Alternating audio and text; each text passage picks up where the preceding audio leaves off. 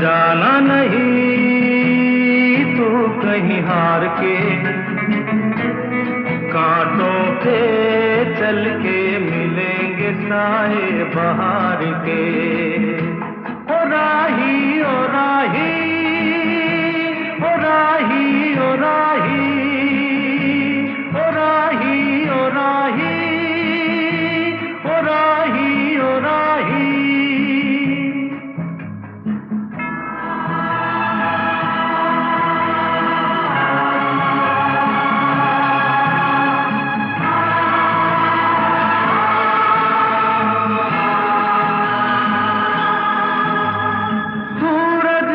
रुक गया है तेरे आगे झुक गया है, सूरज देख रुक गया है तेरे आगे झुक गया है। जब कभी ऐसे कोई मस्ताना निकले है अपनी धुन में दीवाना, शाम सुहानी बन जाते हैं दिन इंतजार के। ओ राही ओ राही ओ राही ओ राही,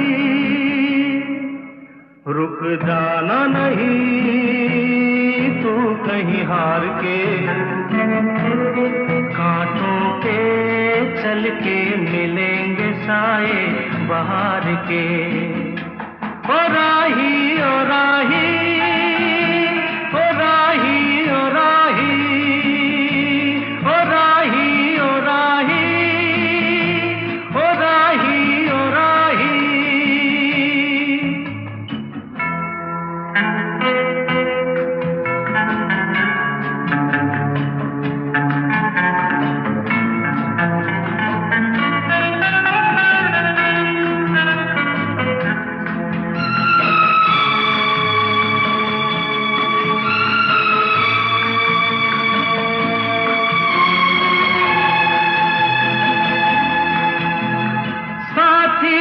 कारवां है ये तेरा इम्तिहान है, साथी न कारवां है ये तेरा इम्तिहान है।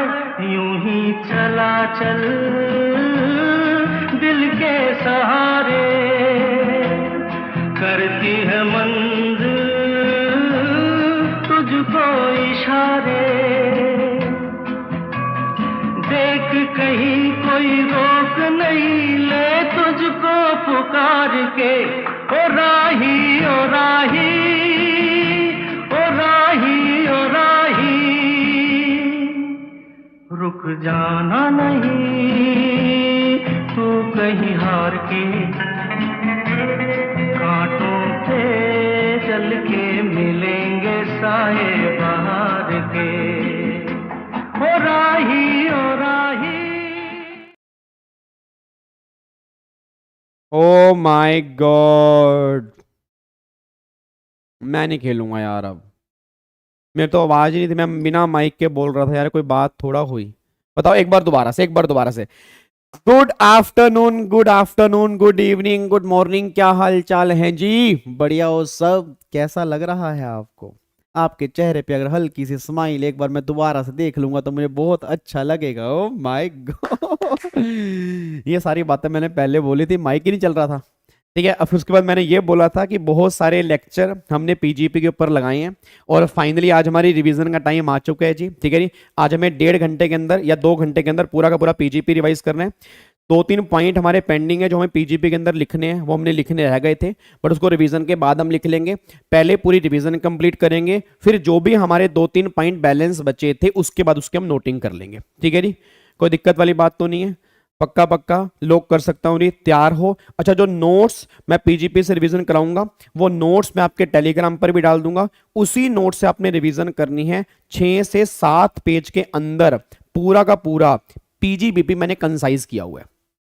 ठीक है, जो इतने सारे नोट्स हमने बनाए थे वो नोट्स आपके रेगुलर बैच के हैं। रिवीजन जब करोगे एग्जाम से एक दिन पहले अगर देखना होगा, प्रोविजन सारे रिटेन करने होंगे। अगर ये वाली क्लास देख लोगे ना तो पूरा का पूरा पीजीपी आपका बहुत बढ़िया तरीके से रिवाइज हो जाएगा आज।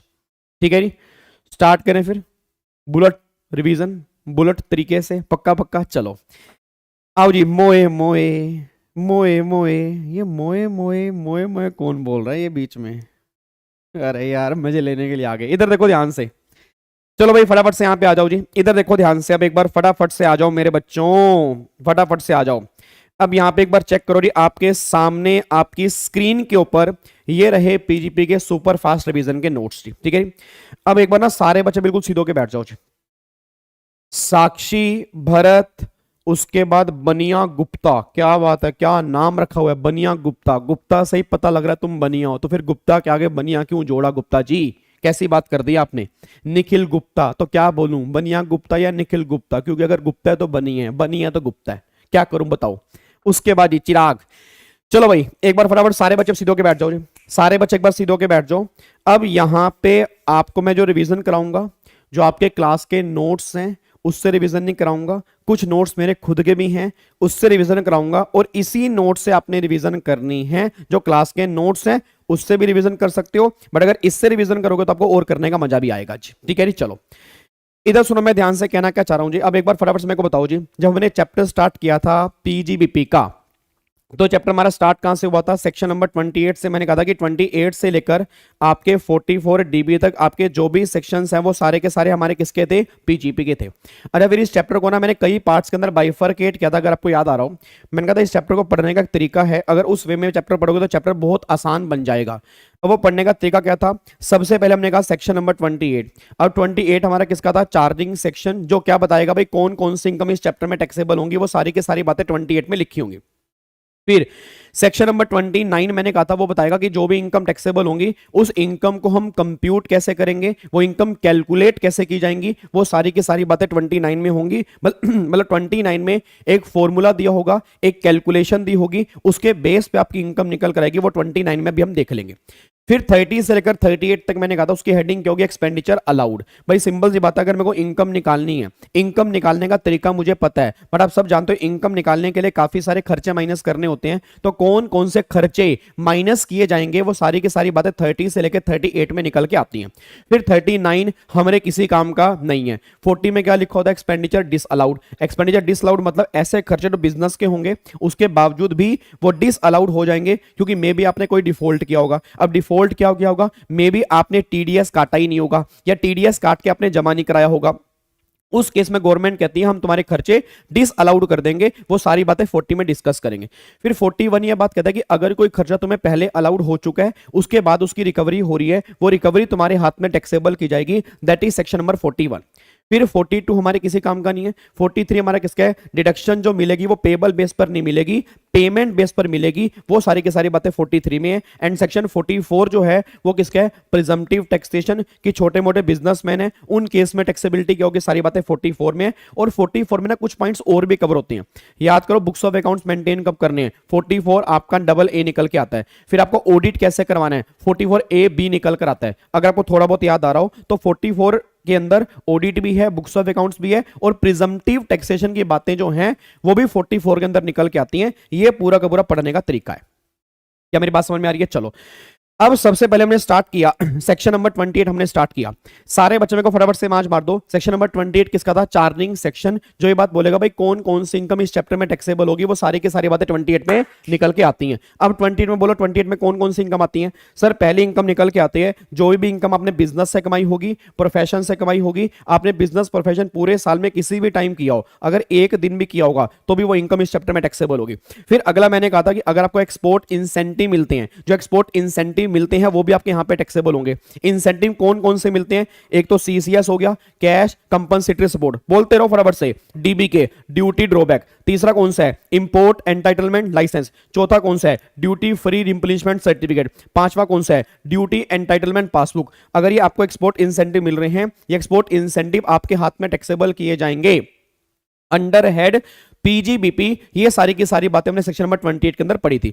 फिर अगला पॉइंट मैंने कहा था कि अगर ड्यूरिंग द बिजनेस प्रोफेशन कोई भी गिफ्ट मिलता है, कोई बेनिफिट मिलता है, कोई परक्यूजिट मिलता है, वो टैक्सेबल होगा स्टार्टिंग से। ओ मेरे भिंडी, ओए भिंडी इधर देख ध्यान से, याद करो सैलरी वाले केस में गिफ्ट की 5,000 रुपए की लिमिट थी, बोलो हाँ। अदर सोर्स वाले केस में 50,000 रुपए की लिमिट थी, बोलो हाँ। और इस वाले केस में कोई भी लिमिट एप्लीकेबल नहीं है। मतलब सिंपल सी बात ये निकल के आ रही है कि अगर मैं बिजनेस कर रहा हूं, मेरे बच्चों ने मुझे 5 रुपए का पेन भी अगर गिफ्ट कर दिया, जो कभी भी गिफ्ट नहीं किया, बट अगर आपने मुझे गिफ्ट कर दिया, मेरे हाथ में वो भी टैक्सेबल होगा, क्योंकि यहां पे कोई भी 5 और 50,000 रुपए की लिमिट एप्लीकेबल नहीं है, बस ये पर ध्यान दो। फिर अगला मैंने कहा था कि अगर कोई बिजनेस एक्टिविटी ना कैरी करने के लिए पैसा मिलेगा, या कोई प्रोफेशन एक्टिविटी ना कैरी करने के लिए पैसा मिलेगा, या कोई नो हाउ ना शेयर करने के लिए पैसा मिलेगा, तो ये सब पैसा भी आपका टैक्सेबल होगा पीजीपी के अंदर। बट एक पॉइंट हमने स्पेशल किया था, अगर सीएफसी और एससीएफसी जो हमारे दो केमिकल होते हैं, क्लोरोफ्लोरोकार्बन, हाइड्रोक्लोरोफ्लोरोकार्बन, अगर वो ना प्रोड्यूस करने के लिए पैसा मिलेगा तो वो पैसा टैक्सेबल करेंगे, बट कंसेशनल रेट से करेंगे। वहां पे रेट क्या था 10%, बाकी जो भी बिजनेस की इनकम है वहां नॉर्मल रेट लगते हैं। बट आपका जो आपका कार्बन क्रेडिट होता है वो टैक्सेबल किस रेट से होगा, 10% के रेट से। ये बात हमने वहां पे कंप्लीट की थी। फिर अगला मैंने कहा था कि अगर कोई पार्टनरशिप फर्म पार्टनर को सैलरी पे करती है, तो वो सैलरी आपको हमेशा टैक्सेबल करनी है पीजीपी के अंदर। ये सैलरी हेड में टैक्सेबल नहीं करनी, क्योंकि पार्टनर और पार्टनरशिप फर्म के बीच में एम्प्लॉयर एम्प्लॉय का रिलेशनशिप एग्जिस्ट नहीं करता।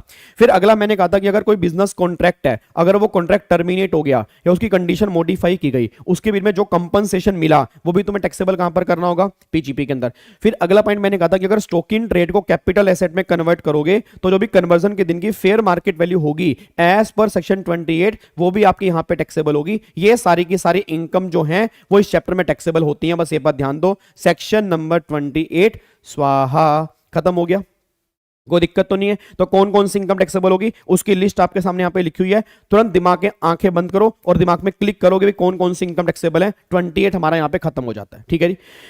अब अगला सेक्शन यहां पे निकल के आता है, सेक्शन 29 कहता है भाई ये तो बता दिया भाई कौन कौन सी इनकम इस चैप्टर में टैक्सेबल है, बट उस इनकम को हम कंप्यूट कैसे करेंगे, उसको कंप्यूट करने का तरीका क्या होगा। 29 ने कहा कोई दिक्कत वाली बात थोड़ा भाई, मैं नहीं बैठा। मैं कहा बता कैसे इनकम निकालेंगे। कह रहा देख भाई सिंपल सी बात ये निकल के आ रही है, एक तुझे P&L अकाउंट दिया होगा, वो P&L अकाउंट कंपनीज एक्ट वाला दिया होगा। मैं कहा ठीक है। कह रहे उसमें तुझे एक नेट प्रॉफिट दिया होगा। मैं कहा ठीक है। कह रहे उस नेट प्रॉफिट को तू बेस बना लियो। मैं कहा ठीक है। कह रहे उसमें तू क्या कर दियो, एडजस्टमेंट कर दियो। मैंने कहा कितनी, उसने कहा 4। कह रहे 2 कर दियो खर्चों की, 2 कर दियो इनकम की। अगर कंपनीज एक्ट के नेट प्रॉफिट में ये तू 4 एडजस्टमेंट कर देगा ना, तेरे बिजनेस की इनकम निकल के आ जाएंगे। मैं कहा एक बात बता, वो 4 एडजस्टमेंट करनी कौन कौन सी है। गवर्नमेंट ने कहा देख सबसे पहले वो सारे खर्चे तू ऐड कर दियो। कौन से ऐड कर दियो, जो डेबिट किए हुए थे वो डेबिट नहीं होने। कमॉन, जो डेबिट किए हुए थे वो डेबिट नहीं होने। और फिर माइनस कौन से करेंगे, जो डेबिट होने चाहिए थे वो डेबिट नहीं हुए थे। जो डेबिट होने चाहिए थे डेबिट नहीं हुए थे। मतलब वो सारे खर्चे में ऐड करने हैं जो आपने डेबिट किए हुए थे बट डेबिट नहीं होने चाहिए थे, वो सारे ऐड कर दोगे। वो सारे खर्चे माइनस करने होंगे जो डेबिट होने चाहिए थे बट डेबिट नहीं हुए थे। फिर कौन सी इनकम माइनस करेंगे, जो क्रेडिट की हुई थी क्रेडिट नहीं होनी चाहिए, जो क्रेडिट की हुई थी क्रेडिट नहीं होनी। और कौन सी इनकम ऐड करोगे, जो क्रेडिट होनी चाहिए थी क्रेडिट नहीं हुई थी, जो क्रेडिट होनी चाहिए थी क्रेडिट नहीं हुई थी। उन इनकम को आप ऐड करोगे, ये 4 एडजस्टमेंट करोगे तो आपके सामने बिजनेस के प्रॉफिट निकल के आ जाएंगे। और अगर आपको याद आ रहा हो लास्ट क्लास में इसका हमने एक प्रैक्टिकल क्वेश्चन भी किया था कि अगर एग्जाम में क्वेश्चन बनेगा तो वो किस तरह से बनेगा, किस तरह से आप नेट प्रॉफिट बेस बनाओगे, किस तरह से एडजस्टमेंट दी होंगी, वो सारी बातें हम कंप्लीट कर चुके हैं। क्या बात समझ में आ रही है। तो सिंपल सी बात बस ये निकल के आ रही है, आपको नेट प्रॉफिट में वो एडजस्टमेंट करनी है, एडजस्टमेंट के बाद आपके प्रॉफिट निकल कर आएंगे। That is section number 29। अब जाके 29 क्या रहता है, स्वाहा। 29 खत्म हो गया। फिर 29 के बाद अगला सेक्शन आता है सेक्शन नंबर 30 और 31। इसमें क्या, अब एक बात मेरे को सोच के बताओ सर, सेक्शन 29 ने बोला कि हम क्या करेंगे, खर्चों को ऐड भी करेंगे खर्चों को माइनस भी करेंगे। और मेनली जो होते हैं वो खर्चे माइनस होते हैं। अब खर्चे अगर माइनस करने हैं तो खर्चे की ना 2 कैटेगरी होगी, या तो वो होगा रिवेन्यू या वो होगा कैपिटल। अब गवर्नमेंट ये बात कहते हैं कि देखो अगर कोई खर्चा रिवेन्यू नेचर का है ना, तो रिवेन्यू नेचर वाला खर्चा हम 100% बिजनेस के P&L में डेबिट कर देते हैं, उसमें कोई दिक्कत वाली बात नहीं है।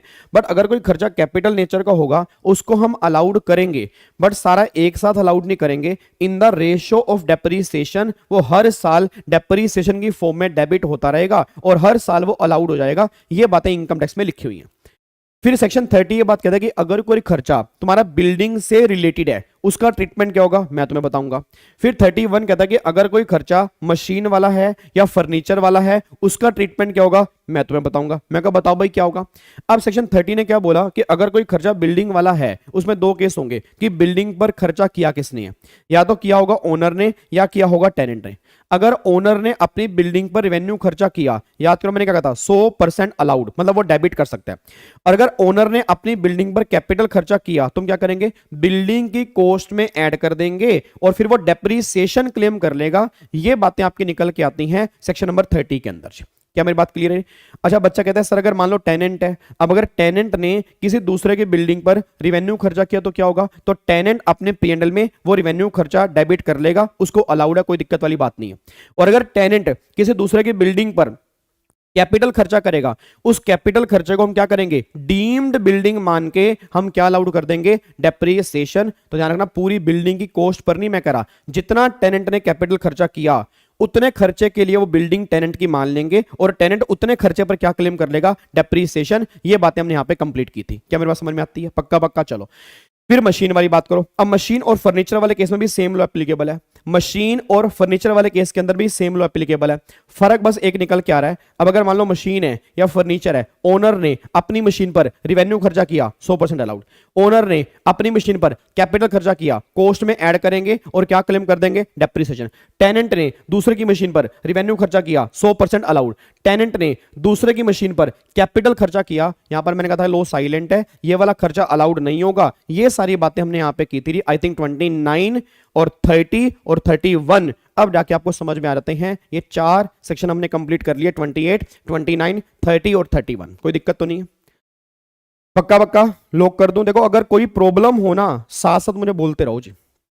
देखो सिंपल सी बात है, कोई प्रॉब्लम अगर आपको आ रही है तुरंत मुझसे पूछ लो, सर ये प्रॉब्लम आ रही है, ये पॉइंट एक बार दोबारा से रिवीजन करवा दो। कोई दिक्कत तो नहीं है? लोग कर सकता हूं। 28 टिक, 29 टिक, 30 टिक, 31 टिक। तो चार सेक्शन हमारे क्या हो चुके हैं, स्वाहा। अब आता है सबसे मेन सेक्शन आ रहा है, सेक्शन नंबर 32 जो हमारा डेप्रिसिएशन का है। अब एक बच्चा ये बात कहते हैं यार गाबा सर एक बात बताओ, बाकी सारी बातें सही हैं। नहीं नहीं नहीं गाबा सर, ना ना ना ना ना ना, बिल्कुल सारी बातें सही हैं, बट एक पॉइंट समझ में नहीं आ रही। आपने बोला भाई कैपिटल खर्चा हम अलाउड करेंगे, अब कैपिटल खर्चा हम अलाउड करेंगे, फिर आपने बोला अलाउड करेंगे in the ratio of depreciation. तो एक बात समझ में नहीं आ रही भाई, ये डेप्रिसिएशन जो आप बार बार वर्ड यूज कर रहे हो एक्चुअल में है क्या? भाई डेप्रिसिएशन किन एसेट्स पर मिलेगा, किसको मिलेगा, कब से मिलेगा, किस वैल्यू पर मिलेगा, रेट क्या होगा, तो ये सारी की सारी बातें हमें पता ही नहीं। याद करो डेप्रिसिएशन का सेक्शन था सेक्शन नंबर 32। किसी बच्चे को याद आ रहा है? 32 में 3 पॉइंट हमने किए थे। 32(1)(1) SLM method in case of power generation company, 32(1)(2) normal depreciation in all cases WDV method, फिर 32(1)(2)(a) एडिशनल डेप्रिसिएशन आपको मिलेगा अगर आपने नई प्लांट मशीनरी परचेज की है। मेरी क्लास में अगर सिंगल बच्चा भी इंटेलिजेंट बैठा हो, आपको याद करवा दूं मैं, हेलो ओ भाई साहब इधर, आपको याद करवा दूं मैंने कहा था कि अगर आप WDV मेथड ऑप्ट करोगे तब तुम्हें एडिशनल मिलेगा, अगर आपने WDV ऑप्ट नहीं किया तो एडिशनल नहीं मिलेगा। मतलब अगर power generation company SLM method वाला ऑप्शन लेती है उस केस में एडिशनल डेप्रिसिएशन उसको नहीं मिलेगा क्योंकि उसने SLM वाला लिया, और अगर वो WDV वाला लेती है फिर उसको एडिशनल मिल जाएगा अगर एडिशनल वाली कंडीशन सेटिस्फाइड होती हैं। ये सारी बातें हमने वहां पे कंप्लीट की थी। बहुत बढ़िया जी, वेरी गुड। क्या बात है, अब आगे आ जाओ।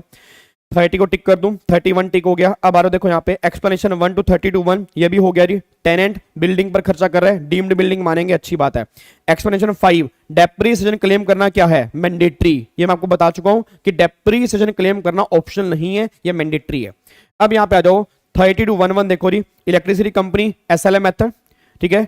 उसके बाद यहाँ पे 32(1)(2) नॉर्मल डेप्रिसिएशन और फिर 32(1)(2)(a) एडिशनल डेप्रिसिएशन। अब एक बार फटाफट से 32(1)(2) चेक करते हैं कि 32(1)(2) में क्या लिखा था।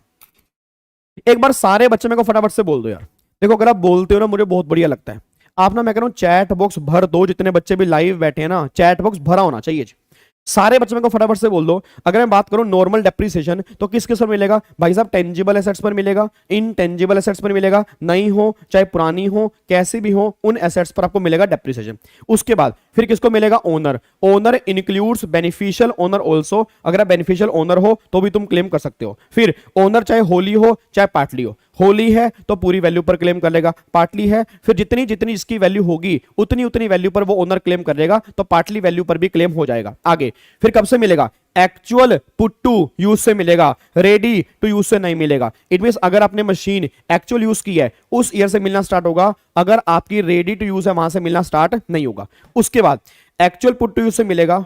अब एक्चुअल पुट टू यूज तो मिलेगा, यूज आपने किस पर्पस के लिए किया हो? बिजनेस और प्रोफेशन के लिए किया हो। किस वैल्यू पर मिलेगा? डब्ल्यूडीवी पर मिलेगा।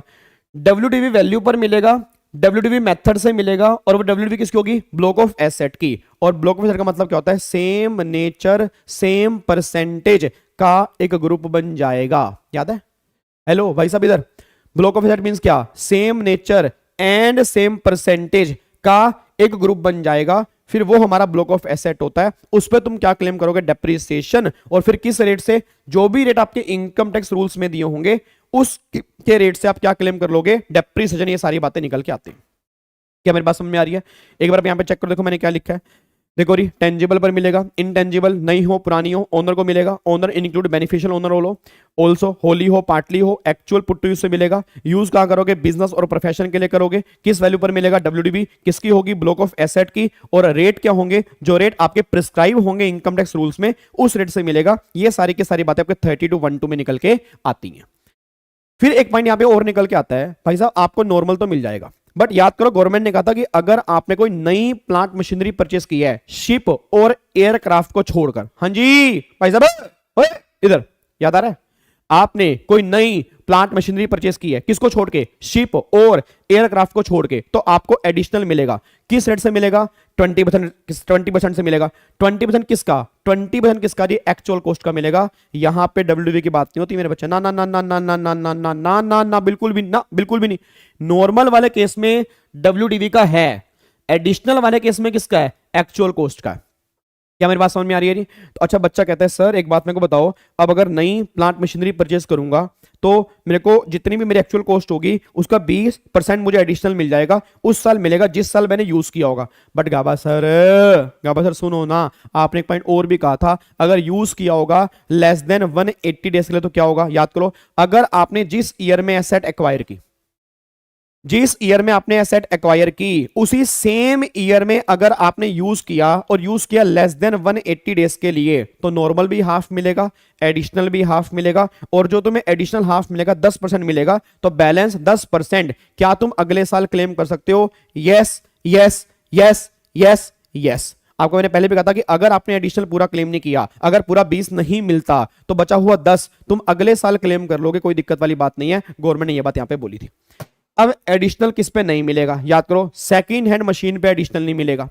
उसके बाद ऑफिस एम्प्लाइंस पे एडिशनल नहीं मिलेगा। कोई एसेट तुम ऑफिस में यूज कर रहे हो, घर में यूज कर रहे हो, एडिशनल नहीं मिलेगा। और जहां 100% कॉस्ट पहले ही अलाउड हो चुकी है, याद करो सेक्शन 35 वाली एसेट जो होती है साइंटिफिक रिसर्च वाली, जहां सारा का सारा खर्चा पहले अलाउड हो जाता है, उस केस में भी एडिशनल नहीं मिलेगा। ये सारी बातें हमने एडिशनल के अंदर कंप्लीट की थी। अब जाके 3212 हमारा पैक हो जाता है, कोई दिक्कत तो नहीं है? पक्का पक्का। तो ये हमारा 3212 है और ये हमारा 3212A है। ठीक है, अब ये मत कहना सर एग्जाम्पल दे दो।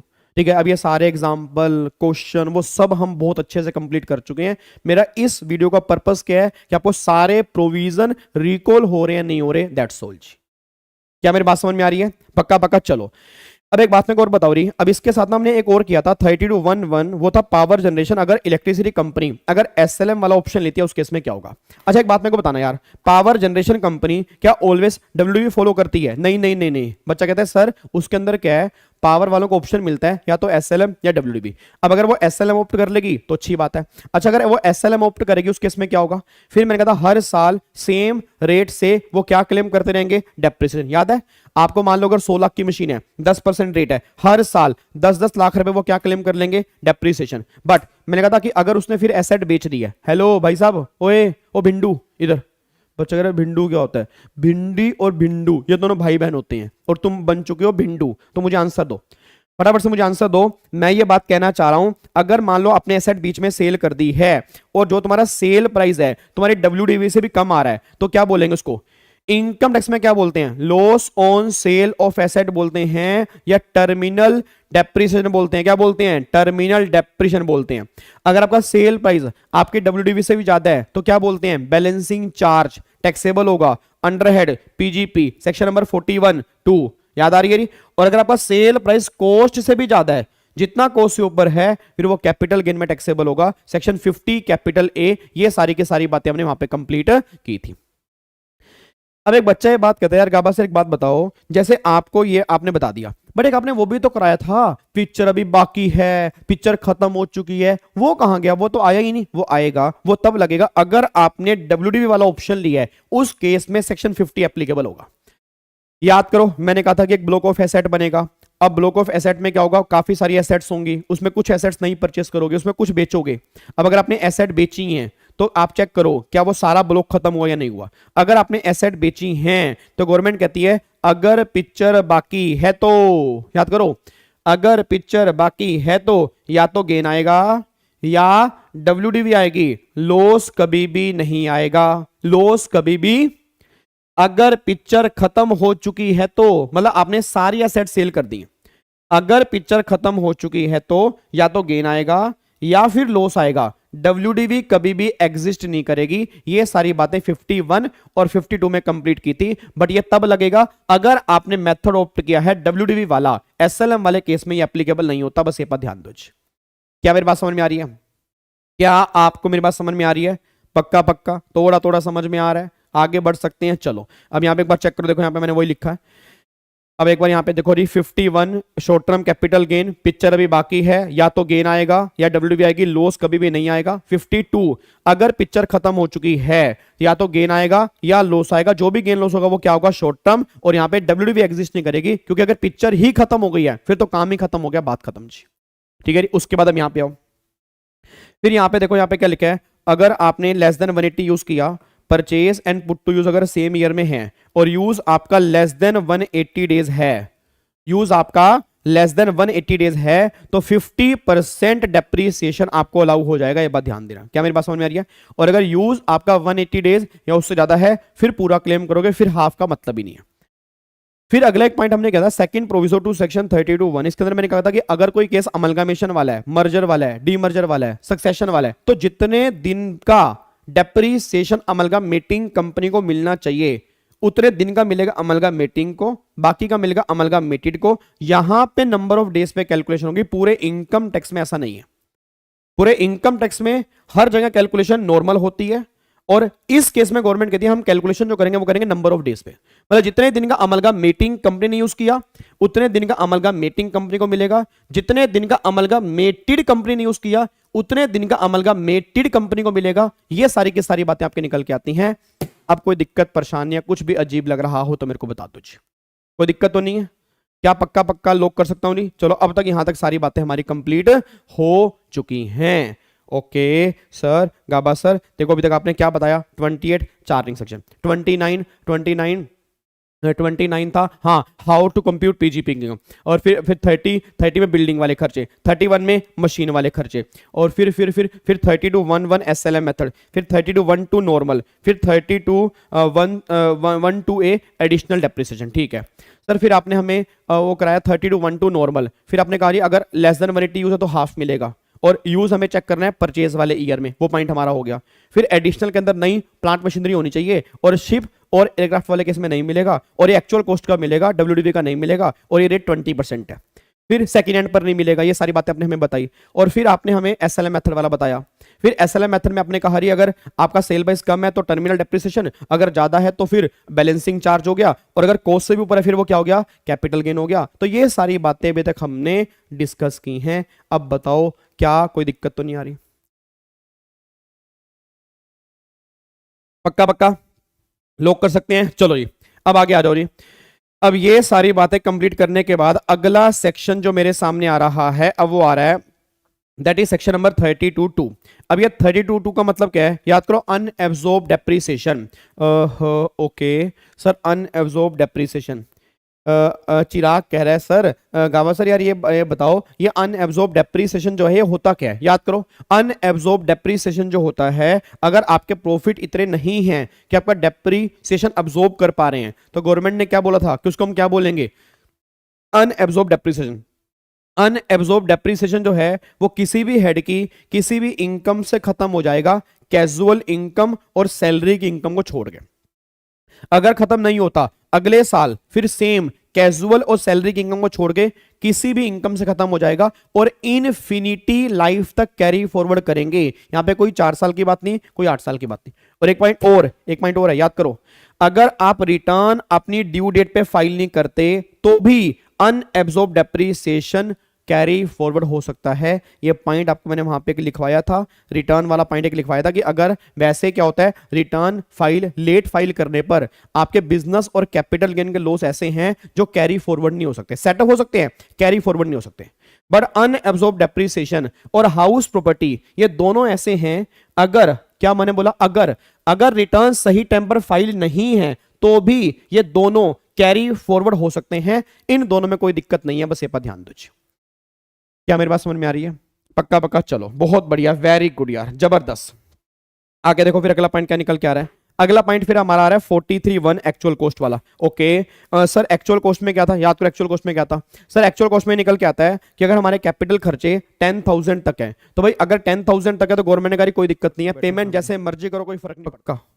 कोई ना कोई तो नजर वट्टू है तुम में से, लाइट भगा दी किसी ने, तुमने ऐसे धूम कर दिया ना, लाइट चली गई। चलो वापिस आओ, कमान कमान कमान कमान कमान कमान, वापिस आओ जी। चलो इधर देखो ध्यान से, तो हम थे सेक्शन नंबर 43(1) पे। अब अगर मैं सेक्शन नंबर 43(1) की बात करता हूं तो 43(1) हमारा किसका था, एक्चुअल कॉस्ट का था। अब एक्चुअल कॉस्ट के अंदर मैंने कहा था कि अगर आपकी 10,000 रुपए तक की कैपिटल एसेट है तो पेमेंट जैसी मर्जी करो, कोई फर्क नहीं पड़ता।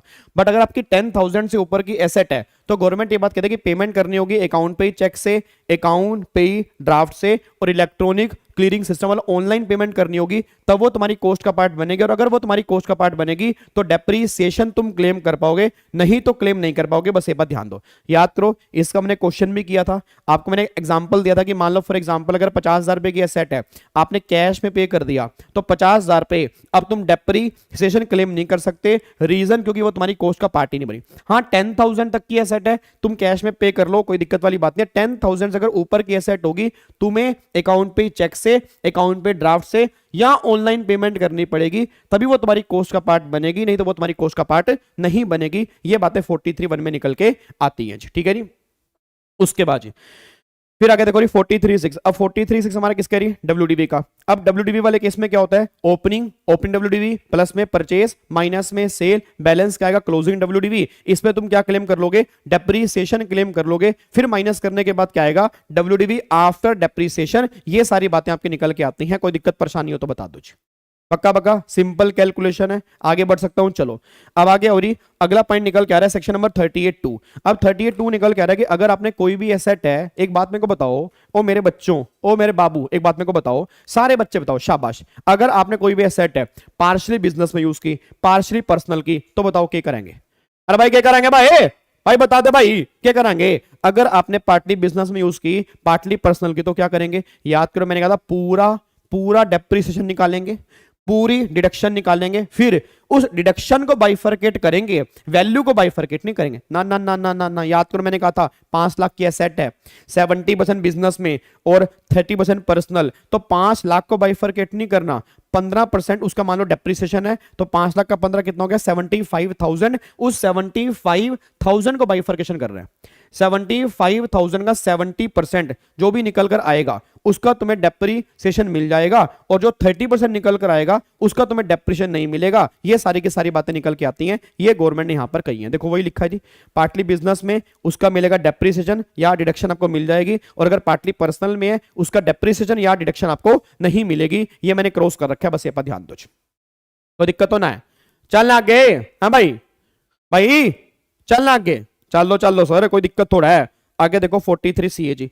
अब 43C है, मैंने कहा था सेम 50C की तरह नहीं। 50C में याद आ रहा है 50C, 50C याद है सर, याद है 50C ना, वही था, वही सर, वही है जो आप बिल्कुल समझ रहे हो, वही था ना 50C। तो भाई कि अगर sale price fair market value से कम है, इधर आ नालायक, 50C था वो 50CA था, अनलिस्टेड कंपनी वाला। 50C क्या था, हाँ 50C सर, वो स्टैंप ड्यूटी वैल्यू अगर सेल प्राइस के 110% से ज्यादा होती है तो स्टैंप ड्यूटी सेल प्राइस बन जाता है। याद करो, हाँ याद आ गया ना। फिर मैंने कहा था अगर आपकी स्टैंप ड्यूटी वैल्यू एग्रीमेंट के दिन की अलग है और रजिस्ट्रेशन के दिन की अलग है, तो हम एग्रीमेंट के दिन की स्टैंप ड्यूटी वैल्यू को बेस बना लेंगे, बट अगर बायर ने कुछ पैसा एग्रीमेंट के दिन या उससे पहले पे कर दिया हो, अकाउंट पे चेक से, अकाउंट पे ड्राफ्ट से, या अगर ऑनलाइन पे कर दिया हो, फिर एग्रीमेंट के दिन की एसडीवी बेस बनेगी, नहीं तो एग्रीमेंट के दिन की एसडीवी बेस नहीं बनेगी।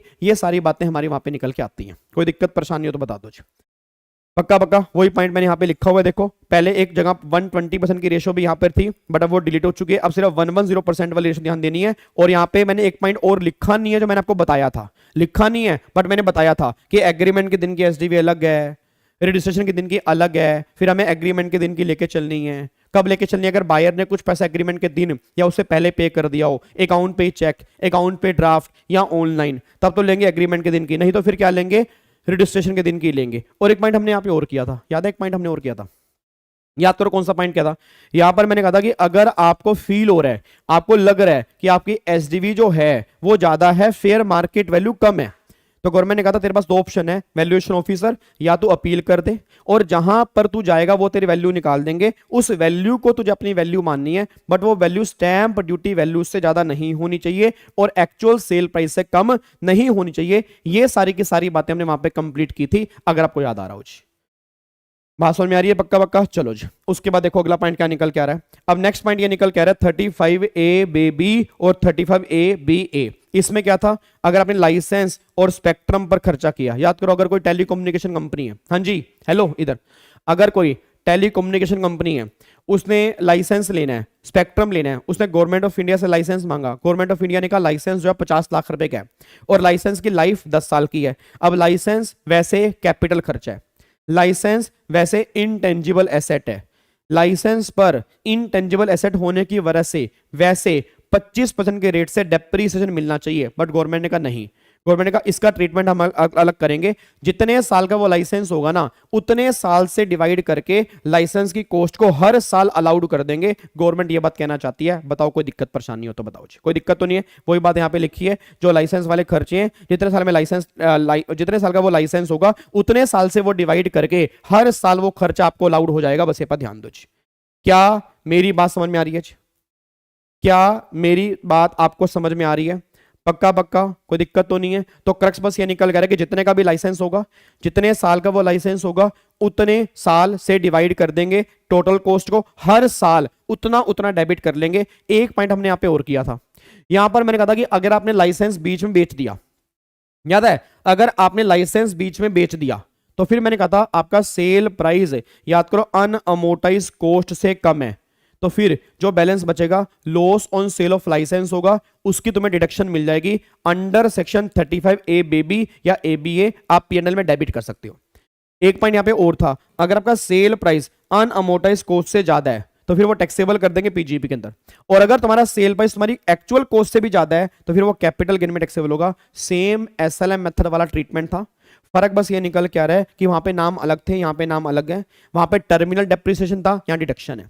वहां बैलेंसिंग चार्ज था, यहां प्रॉफिट है। बाकी सारी की सारी कैलकुलेशन जो है वो ऑलमोस्ट सेम है, उस कैलकुलेशन में फर्क निकल के नहीं आ रहा। बस ये पर ध्यान दो जी। क्या मेरी बात समझ में आ रही है जी? पक्का पक्का। चलो जी, बहुत बढ़िया। अब आगे आओ जी, अगला एक सेक्शन है, सेक्शन नंबर 35D। अब 35D में क्या करी? 35D ये बात कहता है कि अगर कोई खर्चा आपने बिजनेस कमेंसमेंट से पहले किया होगा, याद करो प्रीलिमिनरी एक्सपेंडिचर, अगर कोई खर्चा आपने बिजनेस कमेंसमेंट से पहले किया है, वो सारे खर्चे हम तुम्हें अलाउड करेंगे किस साल में? जिस साल के अंदर बिजनेस कमेंस करोगे, बट सारे नहीं, 5 इक्वल इंस्टॉलमेंट में। मतलब जो भी आपने खर्चे किए होंगे वो टोटल कर लो, डिवाइड बाय 5 कर लो, उसको हर साल हम अलाउड कर देंगे, 5 साल तक हम अलाउड करेंगे, बट वो खर्चा तुम्हारी कॉस्ट ऑफ प्रोजेक्ट के 5% से ज्यादा नहीं होना चाहिए। ये पॉइंट मैंने आपको बताया था। इसका एग्जांपल आपको मैंने दिया था, याद करो। फॉर एग्जांपल मान लो मैंने बिजनेस कमेंसमेंट से, बिजनेस इनकॉर्पोरेशन से पहले खर्चे किए 20 लाख, तो गवर्नमेंट ने कहा 20 लाख अलाउड करेंगे। 20 लाख कैसे? डिवाइड बाय 5, हर साल 4-4 लाख रुपए तो डेबिट कर लेगा। अब मान लो मेरी एक्चुअल कॉस्ट ऑफ प्रोजेक्ट जो है वो 80 लाख है, तो 80 लाख का 5% कितना हो गया? 4 लाख। तो गवर्नमेंट ने कहा बस 4 लाख वाले खर्चे ही अलाउड होंगे। तूने खर्चे के 20 लाख, अलाउड होंगे 4 लाख, क्योंकि जो 5% से ऊपर वाले खर्चे होंगे वो इनकम टैक्स में हम इग्नोर कर देंगे। बस ये पर ध्यान दो। तो क्रक्स क्या निकल के आ रहा है? एक्चुअल एक्सपेंडिचर और कॉस्ट ऑफ प्रोजेक्ट का 5% विच एवर इज लेस, इतने खर्चे में अलाउड करने हैं और 5 इंस्टॉलमेंट में अलाउड करने हैं। ये बात 35D कहती है, बस ये बात ध्यान दो, ठीक है जी। उसके बाद 35E, उसमें क्या लिखा हुआ है, अगर मान लो ऑयल की प्रोस्पेक्शन, मिनरल ऑयल्स होते हैं एक्सट्रैक्शन, उसकी प्रोस्पेक्शन एक्सट्रैक्शन पे जो भी खर्चा हो रहा है हम 10 इक्वल इंस्टॉलमेंट में अलाउड कर देंगे। ये बात आपकी 35E में निकल के आती है, ये हमने कंप्लीट किया था, ठीक है जी। उसके बाद फिर आता है सबसे इंपॉर्टेंट सेक्शन 35AD। याद करो 35AD में क्या होता है। 35AD में ना टोटल आपके 14 बिजनेस होते हैं। 35AD में टोटल हमारे 14 बिजनेस होते हैं। 14 बिजनेस होते हैं, हाँ याद करो याद करो याद करो सर, ना ना ना ना ना ना, हेलो ओए, याद करो 14 बिजनेस कौन कौन से होते हैं। नाम बताओ नाम बताओ नाम बताओ। एक तो सर होता है कोल्ड चेन फैसिलिटी, ठीक है। फिर दूसरा warehousing facility for agriculture produce. तीसरा होता है फिर आपका अपना हॉस्पिटल, कम से कम 100 पेशेंट बेड। चौथा फिर होता है housing project under affordable housing. पांचवा प्रोडक्शन ऑफ फर्टिलाइजर। छठा फिर हो गया hotel minimum 2 star above category. सातवां हो गया पाइपलाइंस फॉर पेट्रोलियम और नेचुरल गैस। आठवां हो गया वेयर हाउसिंग फॉर शुगर। और 9th हो गया अपना वो कस्टम के वेयर हाउस हो गया ICD और CFS। 10th हो गया प्रोडक्शन ऑफ हनी और बी कीपिंग वाला। 11 हो गया सर आपका स्लरी पाइपलाइन फॉर आयरन और। फिर आपका 12th हो गया सर आपका भगवान झूठ ना बुलवाए वो था ना आपका हाँ सेमी कंडक्टर वेफर फैब्रिकेशन की मैन्युफैक्चरिंग। और फिर 13 आपका हो गया 13 अपना कोल्ड चेन फैसिलिटी, वो तो रह ही गया। और फिर लास्ट में निकल के आ रहा है आपका हाँ लास्ट में निकल के आ रहा है आपका बिपाशा बिजली पानी सड़क इंफ्रास्ट्रक्चर फैसिलिटी। अगर आप बनाओगे तो आपको बेनिफिट मिल जाएगा। ये 14 बिजनेस हैं। इन 14 में से अगर कहीं पर भी आपने इन्वेस्टमेंट की 100% इन्वेस्टमेंट अलाउड है, बस ये पर ध्यान दो। और 35AD आपको मैंने कहा था ये ऑप्शनल है, ये मैंडेटरी नहीं है। अच्छा एक पॉइंट मैंने यहाँ पे और बताया था कि आपको डिडक्शन तो मिल जाएगी, बट अच्छा एक पॉइंट और भी था। कोल्ड चेन तो मैंने बता दिया था, वो स्लम रिहेबिलिटेशन वाला, सॉरी वो स्लम रिहेबिलिटेशन वाला पॉइंट हमारा रह गया था। स्लम वाला, स्लम के लिए अगर घर बनाओगे तो भी 35AD में आपको अलाउड हो जाएगा। अब यहां पर मैंने कहा था कि एक तो गुडविल, याद करो एक तो गुडविल, भाई साहब गुडविल वाले केस में डिडक्शन नहीं मिलती। फिर लैंड परचेज के डिडक्शन नहीं मिलेगी। और फाइनेंशियल इंस्ट्रूमेंट जो होते हैं उस केस में आपको डिडक्शन नहीं मिलेगी।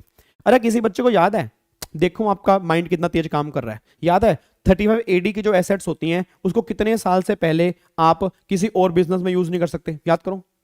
एक लिमिट थी यहाँ पे, लॉक इन पर था 8 साल। वेरी गुड, 8 साल से पहले अगर आप 35AD वाले सेट को किसी और बिजनेस में यूज कर लोगे तो क्या होगा, फिर जो खर्चा अलाउड हुआ था उसको हमें क्या करना पड़ेगा, डिस अलाउड करना पड़ेगा। फिर बट सारा डिसअलाउड नहीं करेंगे, उसमें से डेप्रीसिएशन माइनस करने के बाद फिर जो बैलेंस बचेगा वो हम डिस अलाउड करेंगे। ये बातें आपके 35AD में आती हैं। और एक बात और बताओ, इधर आओ, इधर तो आगे आओ। 35AD के जो बिजनेस के लॉस हैं उसको तुम खत्म कैसे कर सकते हो, बहुत बढ़िया, वेरी गुड, बोलो बोलो बोलो। 35AD के किसी भी बिजनेस की इनकम से वो लॉस हम खत्म कर सकते हैं और इनफिनिटी लाइफ तक वो कैरी फॉरवर्ड होंगे। बहुत बढ़िया, वेरी गुड, जबरदस्त, बहुत बढ़िया। ठीक है जी, तो ये सारी की सारी बातें हमने यहाँ पे कंप्लीट की थी। आपको मेरी बात समझ में आती है जी, पक्का पक्का। अब एक बार यहाँ पे चेक कर लो, वही बातें यहाँ पे लिखी हैं। और देखो लॉक इन पीरियड कितने का, 8 साल का है। और वही 14 बिजनेस जो है आपके यहाँ पे निकल के आते हैं। डन है जी, लॉक कर दूं, चलो। उसके बाद फिर आपका अगला सेक्शन निकल के आता है, सेक्शन नंबर 36। अब 36 में क्या लिखा हुआ है, सेक्शन 36 जो है ना वो आपका है सर्टेन डिडक्शन। अब गवर्नमेंट ये बात कहती है कुछ डिडक्शन जो है आपको हम 36 में अलाउड कर देंगे। अब कौन कौन सी डिडक्शन मुझे सेक्शन 36 में अलाउड कर दी जाएंगे, वन बाय वन हमें वो चेक करना है। सबसे पहला केस गवर्नमेंट ये बात कहती है कि अगर आपका बिजनेस है, आपने अपने बिजनेस के स्टॉक इन ट्रेड का इंश्योरेंस करवाया, उसका आपने इंश्योरेंस प्रीमियम पे किया, 36 में आपको अलाउड होगा। पहला पॉइंट तो ये है। फिर दूसरा गवर्नमेंट कहती है कि अगर आपने फॉर एग्जांपल एम्प्लॉई है, उनकी हेल्थ का इंश्योरेंस करवाया, उसका प्रीमियम पे किया, आपको 36 में अलाउड है। तीसरा गवर्नमेंट ये बात कहती है कि बोनस और कमीशन जो भी आपने पे की है 36 में आपको अलाउड है। फिर पॉइंट नंबर 4 गवर्नमेंट ये बात कहती है अगर आपने बिजनेस के लिए कैपिटल बोरो की, फंड बोरो किया, तो उसका जो इंटरेस्ट है वो अलाउड है 36 में। अगला गवर्नमेंट ये बात कहती है कि अगर जीरो कूपन बॉन्ड आपने डिस्काउंट पे इशू किए तो आपको डिडक्शन मिल जाएगी 36 के अंदर। फिर अगर आपके एक्चुअल में बैड डेट्स हो चुके हैं, आपने डेटर राइट ऑफ कर दी हैं, प्रोविजन नहीं, डेटर राइट ऑफ हो चुके हैं, बैड डेट्स हो चुके हैं, तो आपको डिडक्शन मिल जाएगी 36 में। अगला फिर अगर प्रोविजन अलाउड होंगे बट ओनली बैंकिंग कंपनी वालों को, इंडियन बैंक वाले केस में क्या था 8.5% और फॉरेन बैंक वाले केस में क्या था 5% का प्रोविजन आपको अलाउड होगा, ये बात हमने वहां पे की थी। अगला फिर मैंने कहा था अगर आप शेयर्स में डीलिंग कर रहे हो, जो भी आप एसटीटी पे करोगे उसकी आपको डिडक्शन मिल जाएगी। फिर अगर आप कमोडिटी में डील कर रहे हो, जो भी आप सीटीटी पे कर रहे हो उसकी आपको डिडक्शन मिल जाएगी। फिर अगर कोई कंपनी अपने एम्प्लॉई से फैमिली प्लानिंग करवा रही है, फैमिली प्लानिंग करवाने पर कोई रेवेन्यू खर्चा कर रही है 100% अलाउड, और अगर वो कैपिटल खर्चा कर रही है 5 इक्वल इंस्टॉलमेंट में आपको अलाउड हो जाएगा। फिर आगे मैंने कहा था अगर कोई एम्प्लॉयर अपने एम्प्लॉय के अप्रूव ग्रेचुटी फंड में, अप्रूव पेंशन फंड में, अप्रूव सुपर एनुएशन फंड में कंट्रीब्यूशन करेगा तो एम्प्लॉयर के हाथ में वो कंट्रीब्यूशन अलाउड हो जाएगा सेक्शन 36 में। ये सारी की सारी बातें निकल के आती हैं। बट अगर वो फंड अप्रूव नहीं है, अगर वो फंड अनअप्रूव है, तो फिर सारा का सारा खर्चा डिस अलाउड होगा सेक्शन 47 और 49। ये सारी बातें हमने वहां पे कंप्लीट की थी, अगर आपको याद आ रहा हो।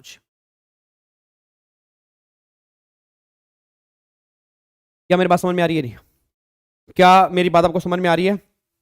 पक्का पक्का। तो ये खर्चे आपके 36 में अलाउड हो जाते हैं। आई थिंक आपको मेरी बात यहां पे समझ में आ चुकी है। That is section number 36। बहुत बढ़िया। मजा आ रहा नहीं आ रहा? मजे का तो पता नहीं, ये समझ नहीं आ रहा आपको सारे प्रोविजन आपको याद कैसे हैं गाबा सर? हमारा दिमाग खराब हो रहा है, हमें याद नहीं हो रहे। अरे अगर मेरे को अभी भी याद नहीं होंगे ना तो मेरे ऊपर लानत है। 10 साल से पढ़ा रहा हूं कि पेपर, उसके बावजूद भी अगर याद नहीं होंगे फिर मैं पढ़ाने लायक ही नहीं हूं। मेरे को मत देखो तुम ये देखो कि तुम्हें 10-20% याद आ रहा है, नहीं आ रहा। मैं ज्यादा नहीं कह रहा, 10-20% भी अगर याद आ रहा है तो बहुत अच्छी अचीवमेंट आपके लिए। याद आ रहा है 50% तक याद आ रहा है, पक्का पक्का, कोई दिक्कत तो नहीं है, फिर तो बहुत अच्छी बात है। बस अब अगर आप 1-2 बार और पढ़ोगे सारा याद आ जाएगा आपको। फिर कौन कहता पीजीबी मुश्किल है यार, हद हो गई बिल्कुल ही। ठीक है जी, चलो अब आगे आओ जी, फटाफट से आओ जी, अब आ जाओ, फटाफट से आ जाओ। चलो जी, आओ जी, फटाफट से आओ जी, आओ जी फटाफट। शाबाश शाबाश शाबाश सर, मेरे को सेक्शन नंबर याद नहीं रहते, कोई बात नहीं साक्षी, याद हो जाएंगे। बार बार पढ़ोगे ना, बार बार पढ़ोगे, बार बार पढ़ोगे, ऑटोमेटिकली आपको याद होते रहेंगे। आप निश्चिंत हो जाओ बस। सिर्फ पास होने का एक ही तरीका बताऊं, पास होने का एक ही तरीका, रैंक लेने का एक ही तरीका, हर पेपर में एग्जामिनेशन लेने का एक ही तरीका। क्या? मूवी को 3 चीजें चलाती हैं, एंटरटेनमेंट एंटरटेनमेंट एंटरटेनमेंट। एग्जाम को 3 चीजें चलाती हैं, रिवीजन रिवीजन और रिवीजन। बस इसके अलावा कुछ नहीं है सर, कुछ भी नहीं है। Revision revision revision revision revision revision, multiple revision, exam तुम्हारा 100% क्लियर। मल्टीपल रिवीजन चाहिए और कुछ भी नहीं चाहिए, बस ये पास होने का तरीका है। अगर तुम्हें मंजूर है तो अच्छी बात है। फिर चलो जी, अब आओ जी, फटाफट से आओ जी। इधर देखो ध्यान से, अगला पॉइंट क्या निकल के आ रहा है। अगला पॉइंट फिर आ रहा है सेक्शन नंबर 37। अब एक बार यहां पे चेक करना, अब सेक्शन नंबर 37 क्या निकल के आ रहा है, जनरल डिडक्शन। अगर मैं बात करूंगा जनरल डिडक्शन की, तो गवर्नमेंट ये बात कहती है 37 में आपको डिडक्शन मिलेंगी। अच्छा, डिडक्शन कौन सी मिलेंगी? याद करो मैंने कहा था कि जो खर्चे आपको पहले कहीं पर भी अलाउड नहीं हुए, वो सारे के सारे खर्चे 37 में अलाउड हो सकते हैं। बट 37 में ना कुछ कंडीशन निकल के आती हैं। अगर वो कंडीशन सेटिस्फाइड करोगे तब तो वो खर्चा 37 में अलाउड होगा, अगर वो कंडीशन सेटिस्फाइड नहीं करोगे वो खर्चा 37 में अलाउड नहीं होगा। अब कौन कौन से खर्चे 37 में अलाउड होंगे एक बार चेक करते हैं। सबसे पहला गवर्नमेंट ये बात कहना चाह रही है 37 में वो खर्चा अलाउड होगा जो आपको 30 to 36 में अलाउड नहीं हुआ, पहली कंडीशन, अच्छी बात है।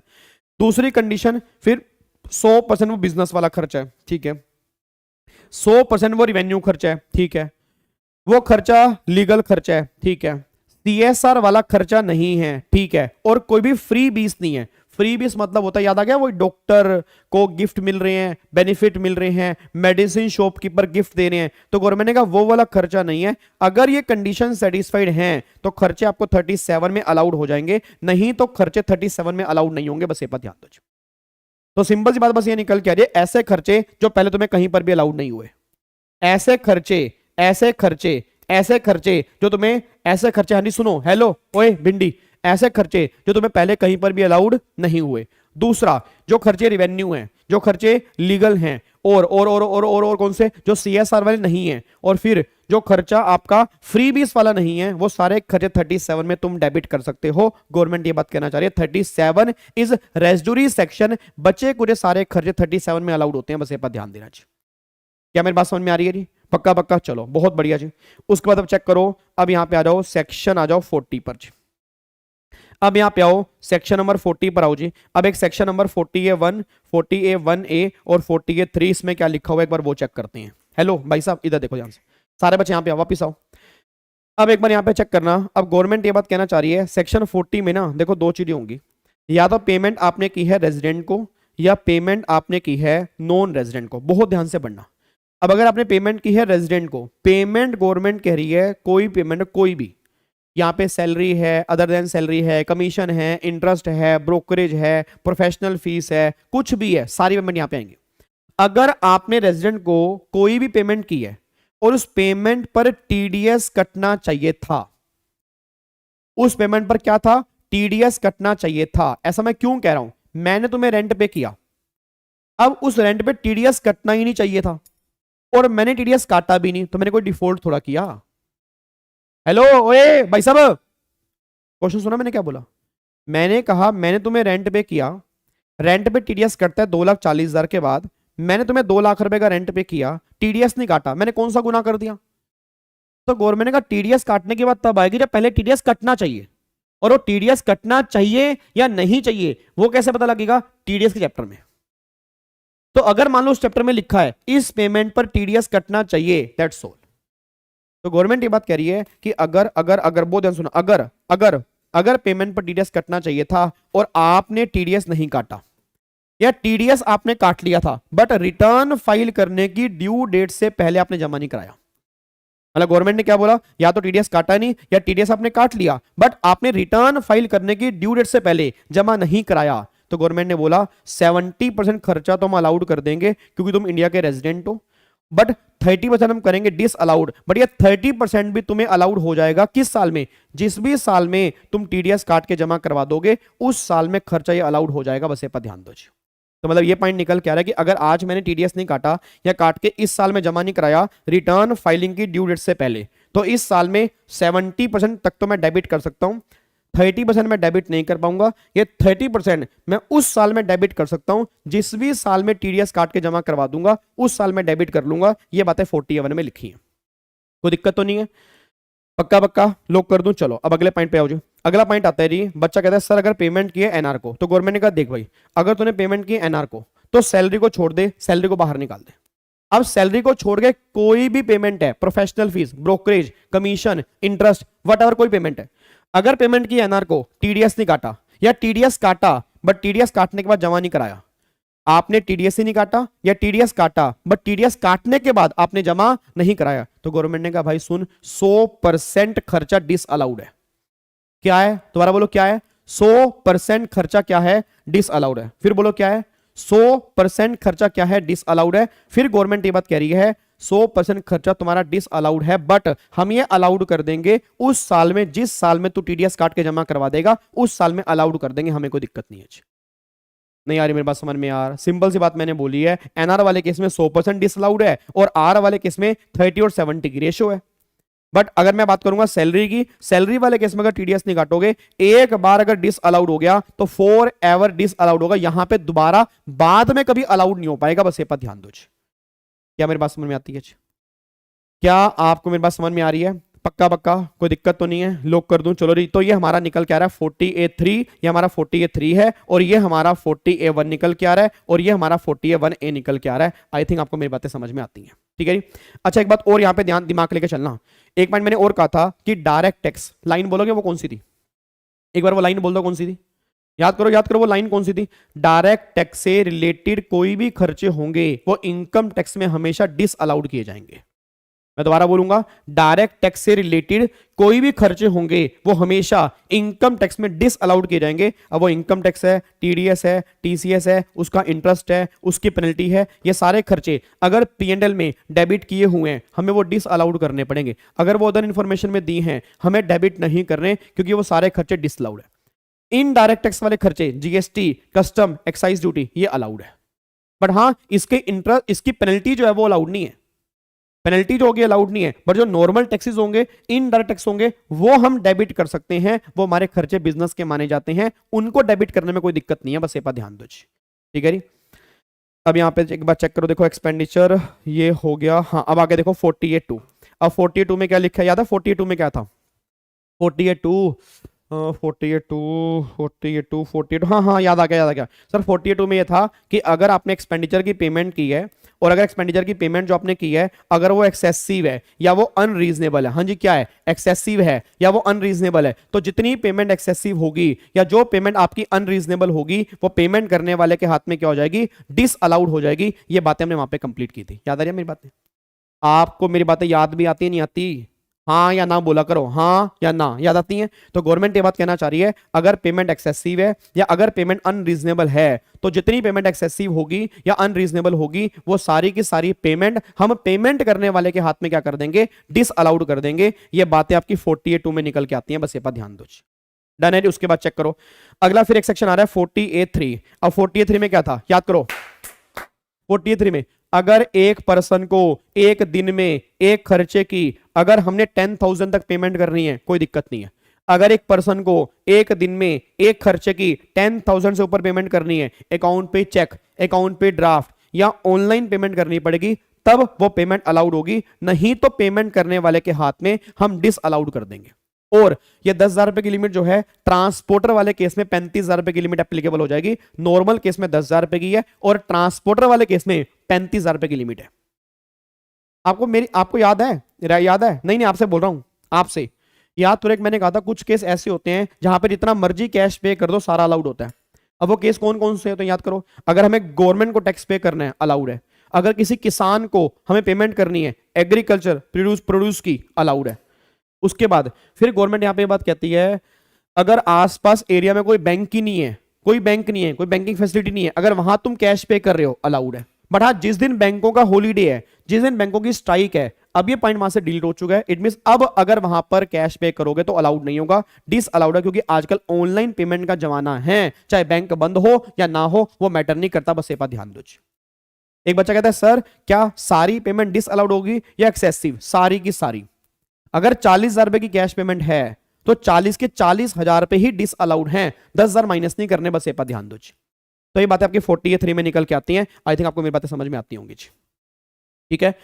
उसके बाद देखो फिर अगला सेक्शन क्या निकल के आता है। नेक्स्ट सेक्शन निकल के आता है section number 40B, partnership firm की डिडक्शन। ये मोस्ट इंपॉर्टेंट है। अब याद करो यहाँ पे क्या निकल के आता है। आपको मैंने कहा था कि अगर पार्टनरशिप फर्म है, उसमें 2 पार्टनर है। उसमें 2 पार्टनर कौन कौन सी है? एक तो मैंने कहा था वर्किंग पार्टनर है, और एक मैंने कहा था नॉन वर्किंग पार्टनर है। अब मैंने कहा था कि अगर मान लो सामने वाला पार्टनर आपका नॉन वर्किंग पार्टनर है, उसको दी गई remuneration, bonus, commission partnership firm के हाथ में डिस अलाउड होगी। वो सिंगल पैसा भी अलाउड नहीं होगा। इट मींस अगर फर्म ने वो डेबिट किया हुआ है, हमें एड बैक करना पड़ेगा। फिर अगर वर्किंग पार्टनर है, उसको दी गई सैलरी गवर्नमेंट ने कहा अलाउड है, बट एक लिमिट तक है। वो लिमिट कितनी अभी चेक करेंगे, बट ये कंफर्म है अलाउड है। फिर नॉन वर्किंग पार्टनर को दिया गया कैपिटल पे इंटरेस्ट, और वर्किंग पार्टनर को दिया गया इंटरेस्ट, अलाउड है। दोनों की लिमिट सेम है, 12% तक अलाउड करेंगे। 12% से ऊपर वाला जो होगा वो डिस अलाउड करेंगे। एक्सेस डिस अलाउड करेंगे, सारा नहीं। अगर 15% है, 3% हमें डिस अलाउड करना है। बस ये पर ध्यान दो। सर गाबा सर एक बात बताओ यार, वो सैलरी वाले केस में लिमिट कितनी थी, बता दो ना। सैलरी वाले केस में सैलरी वाले केस में लिमिट कितनी थी, वो डिपेंड करता है कि आपके बुक प्रॉफिट कितने हैं। याद है बुक प्रॉफिट कितने हैं? अब अगर बुक प्रॉफिट आपके पहले 3 लाख तक हैं, तो पहले 3 लाख का 90% और 1.5 लाख रुपए, विच एवर इज हायर, ठीक है। और फिर बैलेंस बुक प्रॉफिट का 60%। फिर जो इन दोनों को जोड़ के आएगा, उतनी रेम्युनरेशन फर्म के हाथ में अलाउड है, बाकी डिसअलाउड है। यहाँ पे एक स्पेशल पॉइंट ये निकल के आ रहा है कि अगर पार्टनरशिप फर्म के लॉस भी हैं, उसकी इनकम 0 भी है, तो भी 1.5 लाख रुपए तक की रेम्युनरेशन फर्म के हाथ में अलाउड होगी। ये बात ध्यान दो। मतलब 1.5 लाख रुपए तो अलाउड हो ही जाएगी, चाहे फर्म के लॉस ही क्यों ना हो, उसमें कोई दिक्कत वाली बात नहीं है। क्या मेरी बात समझ में आ रही है? पक्का कोई दिक्कत वाली बात तो नहीं है। तो इस तरह से हम कैलकुलेशन करेंगे जी सेक्शन नंबर 40 कैपिटल बी के अंदर। आई थिंक आपको मेरी बात समझ में आती है जी, ठीक है। देखो वही बात यहाँ पे लिखी हुई है जी। अगर पेमेंट नॉन वर्किंग को है, रेम्युनरेशन डिसअलाउड है, इंटरेस्ट अप टू 12% अलाउड है। फिर payment to working partner, interest वाले केस में अप टू 12% अलाउड है। रेमुनरेशन अप टू अपना जो होगा अपना 3 लाख तक जो है वो आपके 90 और 1.5 लाख हायर वाला होगा, और 3 लाख के ऊपर 60% जो होंगे बुक प्रॉफिट के एक्सेस वैल्यू जो होगी वो क्या कर देंगे, डिस अलाउड कर देंगे। ये सारी बातें आपकी निकल के आती हैं जी, कोई दिक्कत तो नहीं है। डन डना डन, डन डना डन, बहुत बढ़िया। अब तो आने लगा है मजा पढ़ने का, पीजीबीपी थोड़ा थोड़ा समझ में आ रहा, मजे लगा रहे, मजे लगा रहे, पीजीपी समझ में आ रहा, बहुत बढ़िया, वेरी गुड जी। अब उसके बाद देखो अगला पॉइंट क्या निकल के आ रहा है। अगला पॉइंट यहाँ पे सेक्शन नंबर 40 कंप्लीट हो गया। अब देन फिर हमारा निकल के आता है सेक्शन नंबर 41। अब 41(4) हमने कहा था रिकवरी ऑफ बेड डेट्स। याद करो मैंने कहा था कि अगर आपके बेड डेट्स हो गए, अब बेड डेट्स वाले खर्चे आपको पहले अलाउड हो चुके होंगे, उसके बाद अगर आपको बेड डेट्स की रिकवरी हो रही है, वो बेड डेट्स की रिकवरी आपकी हमें टैक्सेबल करनी होती है अंडर हेड पीजीबीपी, वो सारी की सारी रिकवरी आपके हाथ में टैक्सेबल हो जाएगी, बस ये पर ध्यान दो। तो 41(4) रिकवरी ऑफ बेड डेट्स होंगे वो टैक्सेबल कहां पर होंगे, पीजीपी के अंदर। फिर एक सेक्शन नंबर 41(3) निकल के आ रहा है, sale of scientific research asset taxable in under PGP. इसका मतलब क्या निकल के आ रहा है, याद करो मैंने कहा था कि अगर आपकी साइंटिफिक रिसर्च वाली एसेट है, अब अगर आपकी साइंटिफिक रिसर्च वाली एसेट है तो उसमें आपने 100% की डिडक्शन क्लेम कर ली होगी। अब अगर आप उसको बेच रहे हो, दो केस हैं, या तो आप बिजनेस में यूज करने के बाद बेच रहे हो या बिजनेस में यूज किए बिना बेच रहे हो। याद करो मैंने कहा था कि अगर आप बिजनेस में यूज किए बिना बेच रहे हो तो जो भी तुम्हारा सेल प्राइस होगा ना वो सारा का सारा टैक्सेबल होगा अंडर पीजीपी। नहीं यार ये बात समझ में यार, यहां पर मैंने कहा था कि अगर वो एसेट साइंटिफिक रिसर्च वाली है तो जो भी अगर आपने बिजनेस में यूज किए बिना डायरेक्टली बेच दिया, जो तुम्हारा सेल प्राइस होगा वो टैक्सेबल करेंगे पीजीपी के अंदर। और अगर वो सेल प्राइस तुम्हारा कॉस्ट से भी ज्यादा है, फिर कॉस्ट से ऊपर वाला कैपिटल गेन में, बाकी सारा पीजीपी में। बट एक बात मेरे को बताओ, आपको मैंने यहां पर एक पॉइंट कहा था, अगर आप ये एसेट अपने बिजनेस में ले गए, अब बिजनेस में ले गए, ये ब्लॉक ऑफ एसेट का पार्ट बन गई, और अगर ये ब्लॉक ऑफ एसेट का पार्ट बन गई, इसकी कॉस्ट क्या बनेगी, नील, क्योंकि सारी की सारी कॉस्ट हम पहले ही रिकवर कर चुके हैं। और फिर जब इसको बेचेंगे सेक्शन 51, 52 पिक्चर अभी बाकी है, पिक्चर खत्म हो चुकी है, वो एप्लीकेबल हो जाएंगे, बस ये पर ध्यान दो। तो बस ये बात ध्यान देना, अगर आपने साइंटिफिक रिसर्च वाली एसेट बेची है तो दो केस हमें देखने पड़ेंगे, बिजनेस में यूज किए बिना बेची है, बिजनेस में यूज करने के बाद बेची है, यूज किए बिना बेची है, सारा कुछ टैक्सेबल होगा पीजीपी के अंदर। और अगर कॉस्ट से ऊपर है तो कैपिटल गेन, अगर बिजनेस में यूज करने के बाद बेची है तो बिजनेस में कॉस्ट बनेगी नील, क्योंकि सारी पहले कॉस्ट हम रिकवर कर चुके हैं। फिर जब उसको बेचेंगे सेक्शन 50 की एप्लीकेबिलिटी आ जाएगी, 51 या 52 वही बातें यहां पर निकल के आएंगे, बस ये पर ध्यान दो। डनरी, दैट इज 41(3). उसके बाद फिर एक सेक्शन आ रहा है सेक्शन नंबर 43(b). आपको मैंने कहा था डिडक्शन जो मिलेगी वो पेमेंट बेस पर मिलेगी। इट मींस अगर तुम कोई खर्चे की पेमेंट अगर रिटर्न फाइल करने की ड्यू डेट या उससे पहले पे कर देते हो तो गवर्नमेंट कहती है वो खर्चा तुम्हें उसी साल में अलाउड हो जाएगा जिस साल का वो खर्चा है। तो सिंपल सी बात ये निकल के आ रही है, आज अगर मुझे पेमेंट करनी है खर्चे की, हेलो भाई साहब इधर, आज अगर मुझे पेमेंट करनी है खर्चे की और मैं पेमेंट कर रहा हूं खर्चे की कब, रिटर्न फाइल करने की ड्यू डेट या उससे पहले, फिर वो खर्चा मुझे इस साल में अलाउड होगा। अगर मैंने पेमेंट रिटर्न फाइल करने की ड्यू डेट तक नहीं की तो फिर गवर्नमेंट ये बात कहती है फिर जिस साल में तुम पेमेंट करोगे ना उस साल के अंदर बेनिफिट मिलेगा। गवर्नमेंट ये बात कहना चाह रही है, ये सारी बातें आपके सामने है। डन, तो ये बातें आपकी 43 में निकल के आती हैं। उसके बाद एक बार 44AA। अब 44AA में गवर्नमेंट कह रही है बुक्स ऑफ अकाउंट्स मेंटेन करने हैं। अब बुक्स ऑफ अकाउंट्स मेंटेन करने की लिमिट क्या निकल के आ रही है वो याद करो जी, याद करो, ये पॉइंट आपको याद करना है, ये पॉइंट इंपॉर्टेंट है, इसमें से पक्का पक्का क्वेश्चन बनने की पूरी पूरी उम्मीद है। तो एक बार लिमिट याद करो, वो लिमिट क्या थी सर, वो लिमिट निकल के आती है, देखो पहले आपने दो कैटेगरी बनाई थी, या तो हम स्पेसिफाइड प्रोफेशनल हैं या स्पेसिफाइड प्रोफेशनल नहीं है या बिजनेसमैन है। अगर हम स्पेसिफाइड प्रोफेशन है उसमें अपने 9 प्रोफेशन बताए थे, अगर हम उन 9 में से कवर होते हैं तो फिर गवर्नमेंट ने कहा था अगर तेरी ग्रोस रिसीट पिछले 3 सालों में हर साल 1.5 लाख से ज्यादा है तुझे बुक्स ऑफ अकाउंट्स मेंटेन करने हैं। और अगर तूने कोई नया प्रोफेशन स्टार्ट किया है और तुझे पहले ही साल में लग रहा है, एक्सपेक्टेशन है तेरी ग्रोस रिसीट 1.5 लाख से ऊपर चली जाएगी, तुझे बुक्स ऑफ अकाउंट्स मेंटेन करने हैं। प्रोफेशन वाले केस में तो ये है। फिर दूसरा केस कहती है अगर गवर्नमेंट कह रही तू बिजनेसमैन है या तू ऐसा प्रोफेशन कैरी कर रहा है जो स्पेसिफाइड प्रोफेशन में नहीं है, फिर दो कंडीशन है, या तो तेरी टोटल इनकम पूरे साल मतलब पिछले 3 में से किसी भी एक साल में 1,20,000 से ज्यादा है, या तेरी टोटल टर्नओवर पिछले 3 में से किसी भी एक साल में 10 लाख से ऊपर है, तुझे बुक्स ऑफ अकाउंट्स मेंटेन करने हैं। बट अगर तू इंडिविजुअल है तो टोटल इनकम चेक करेंगे 2.5 लाख की और टर्नओवर चेक करेंगे 25 लाख की। ये फर्क निकल के आएगा अगर तू इंडिविजुअल है या एचयूएफ है, तेरे केस में लिमिट अलग एप्लीकेबल होगी, बाकी सब केस में लिमिट अलग एप्लीकेबल होंगी। और सुन, अगर तू बुक्स ऑफ अकाउंट्स मेंटेन नहीं करता तो 25,000 रुपए तक की पेनल्टी तेरे ऊपर एप्लीकेबल हो जाएगी। गवर्नमेंट ये बात कहना चाह रही है। तो 25,000 की पेनल्टी आपके ऊपर एप्लीकेबल हो जाएगी अगर आप बुक्स ऑफ अकाउंट्स मेंटेन नहीं करते। गवर्नमेंट यहां पे ये बात कहना चाह रही है। डन, कोई दिक्कत वाली बात तो नहीं है। तो ये है बुक्स ऑफ अकाउंट्स मेंटेन करने की लिमिट क्या निकल के आती है। अगला फिर यहाँ पे पॉइंट निकल के आता है कि भाई साहब ऑडिट करने की लिमिट क्या निकल के आती है। अब देखो यहाँ पे वही पॉइंट लिखा हुआ है, सारा बातें जो मैंने आपको बताई है। फिर अगला पॉइंट एक बार पढ़ना पढ़ लो यार, कोई आपको ये ना लगे ना पढ़ाया नहीं। देखो री स्पेसिफाइड प्रोफेशन में ग्रोस रसीद 1.5 लाख से ऊपर हर 3 साल में, मतलब तीनों सालों के अंदर। और अगर आप इंडिविजुअल एचएफओ बिजनेस कर रहे हो तो 2.5 लाख और 25 लाख एंड पिछले 3 में से किसी भी एक साल। और अगर इंडिविजुअल एचएफ नहीं हो तो फिर आपकी 1,20,000 और 10 लाख रुपए की लिमिट है पिछले 3 में से किसी भी एक साल। और अगर डिफॉल्ट करोगे 25,000 रुपए तक की फीस आपके हाथ में एप्लीकेबल हो जाएगी। ये सारी बातें यहाँ पे लिखी है। डन, बहुत बढ़िया, वेरी गुड। अगला पॉइंट फिर निकल के आ रहा है ऑडिट ऑफ अकाउंट्स कि कब कब हमें ऑडिट करवाना है। अब गवर्नमेंट ये बात कहती है, देखो ये सिंपल सी बात ये निकल के आ रही है कि अगर तुम स्पेसिफाइड प्रोफेशन हो, अगर तुम स्पेसिफाइड प्रोफेशन कैरी करते हो और तुम्हारी ग्रोस रसीट 50 लाख से ज्यादा है, तुम्हें ऑडिट करवाना कंपलसरी है। और अगर तुम स्पेसिफाइड प्रोफेशन कैरी नहीं करते, तुम बिजनेस कैरी करते हो या प्रोफेशन कैरी करते हो बट वो प्रोफेशन स्पेसिफाइड प्रोफेशन वाली कैटेगरी में नहीं आता, तो फिर गवर्नमेंट ये बात कहना चाह रही है। उस केस में गवर्नमेंट ने क्या बोला, या तो तेरी टर्नओवर 1 करोड़ से ज्यादा है, बुक्स ऑफ अकाउंट्स मेंटेन करनी है।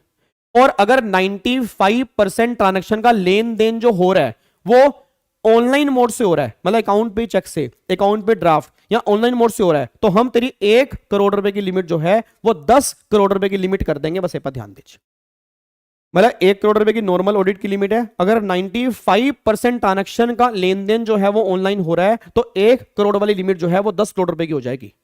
अब एक बात मेरे को बताओ, अगर ऑडिट करवाना है कौन करेगा, सीए प्लस में सीओपी, और जो भी वो सर्टिफिकेट देगा हमें वो सर्टिफिकेट क्या करना पड़ेगा, जमा करवाना पड़ेगा। और अगर हम ऑडिट नहीं कराते तो क्या होगा, जितनी तुम्हारी टर्नओवर है उसका 0.5% और 1.5 लाख रुपए विच एवर इज लेस की पेनल्टी आपके हाथ में लगेगी। मतलब मैक्सिमम 1.5 लाख रुपए तक की पेनल्टी लग सकती है अगर आपने ऑडिट नहीं करवाया। तो ये बात ध्यान देना चाहिए। तो देखो यहाँ पे क्या लिखा हुआ है जी, अगर स्पेसिफाइड प्रोफेशन कैरी कर रहे हैं तो ग्रोस रिसीट 50 लाख से ऊपर है। अगर बिजनेस कैरी कर रहा हूं और आपका other than specified profession carry कर रहा हूं, आपकी टर्नओवर 1 करोड़ से ऊपर है या टर्नओवर 10 करोड़ से ऊपर है, अगर 95% लेन देन जो है वो ऑनलाइन हो रहा है। ठीक है जी। अब यहाँ पे डिफॉल्ट, आपके डिफॉल्ट करने पर क्या होगा, टर्नओवर का 0.5% और 1.5 लाख इनमें से लेस वाली आपके ऊपर लग जाएगी फीस, और 1.5 लाख से ऊपर की फीस आपके ऊपर एप्लीकेबल नहीं हो सकती। बस ये पर ध्यान दीजिए। डन है जी, लोग कर दें, पक्का पक्का। चलो अब ये हमारा सेक्शन था 44A-B। अब अगला पॉइंट यहां पे निकल के आता है सेक्शन नंबर 44A-D। अब ये 44A-D जो है ना, अब ये हमारा है प्रिजम्पटिव टैक्सेशन फॉर बिजनेसमैन। याद तो आपको मैंने क्लास में कहा था क्या छोटे मोटे बिजनेसमैन होते हैं, हर बिजनेसमैन सारे के सारे कंप्लायंस पूरे नहीं कर सकता। अब गवर्नमेंट ये बात कह रही है कि हर बिजनेसमैन सारे कंप्लायंस पूरे नहीं कर सकता, हमें पता है। अब सबसे पहली बात ये निकल कह रही है कि 44AD जो है वो किन लोगों को मिलेगा और किन को नहीं मिलेगा। तो गवर्नमेंट ये बात कहती है अगर आप इंडिविजुअल हो, एचईएफ हो, फर्म हो, आपको 44AD मिल जाएगा, बट आप तीनों का इंडिया में रेजिडेंट होना जरूरी है। बस ये पर ध्यान दो। अब 44AD में क्या सब इंडिविजुअल कवर होंगे? नहीं, गवर्नमेंट का जिनकी टर्नओवर, दोबारा बोलूंगा, जिनकी टर्नओवर 2 करोड़ रुपए तक की है वो 44AD यूज कर सकते हैं। इट मींस वो छोटे बिजनेसमैन है। तो गवर्नमेंट ने एक डेफिनेशन दे दी कि अगर तुम्हारी टर्नओवर 2 करोड़ रुपए तक की है तुम 44AD ऑप्ट कर सकते हो। अब अगर मैं 44AD ऑप्ट कर लूंगा, यहाँ पे एक पॉइंट हमारा बैलेंस है, वो पॉइंट मुझे आपको लिखवाना है, बट एक बार पहले रिवीजन करते हैं फिर बाद में लिखवा दूंगा। ठीक है जी। अब सुनो ध्यान से, मैं कहना क्या चाह रहा हूँ जी। तो मैंने क्या बोला, अगर, हेलो भाई साहब इधर, अगर मैं 44AD ऑप्ट कर लेता तो क्या होगा, अगर मैं 44AD ऑप्ट कर लूंगा, जितनी मेरी टर्नओवर होगी उसका 8% गवर्नमेंट कहती है हम डीम्ड इनकम मान लेंगे, वो तेरे हाथ में टैक्सेबल है।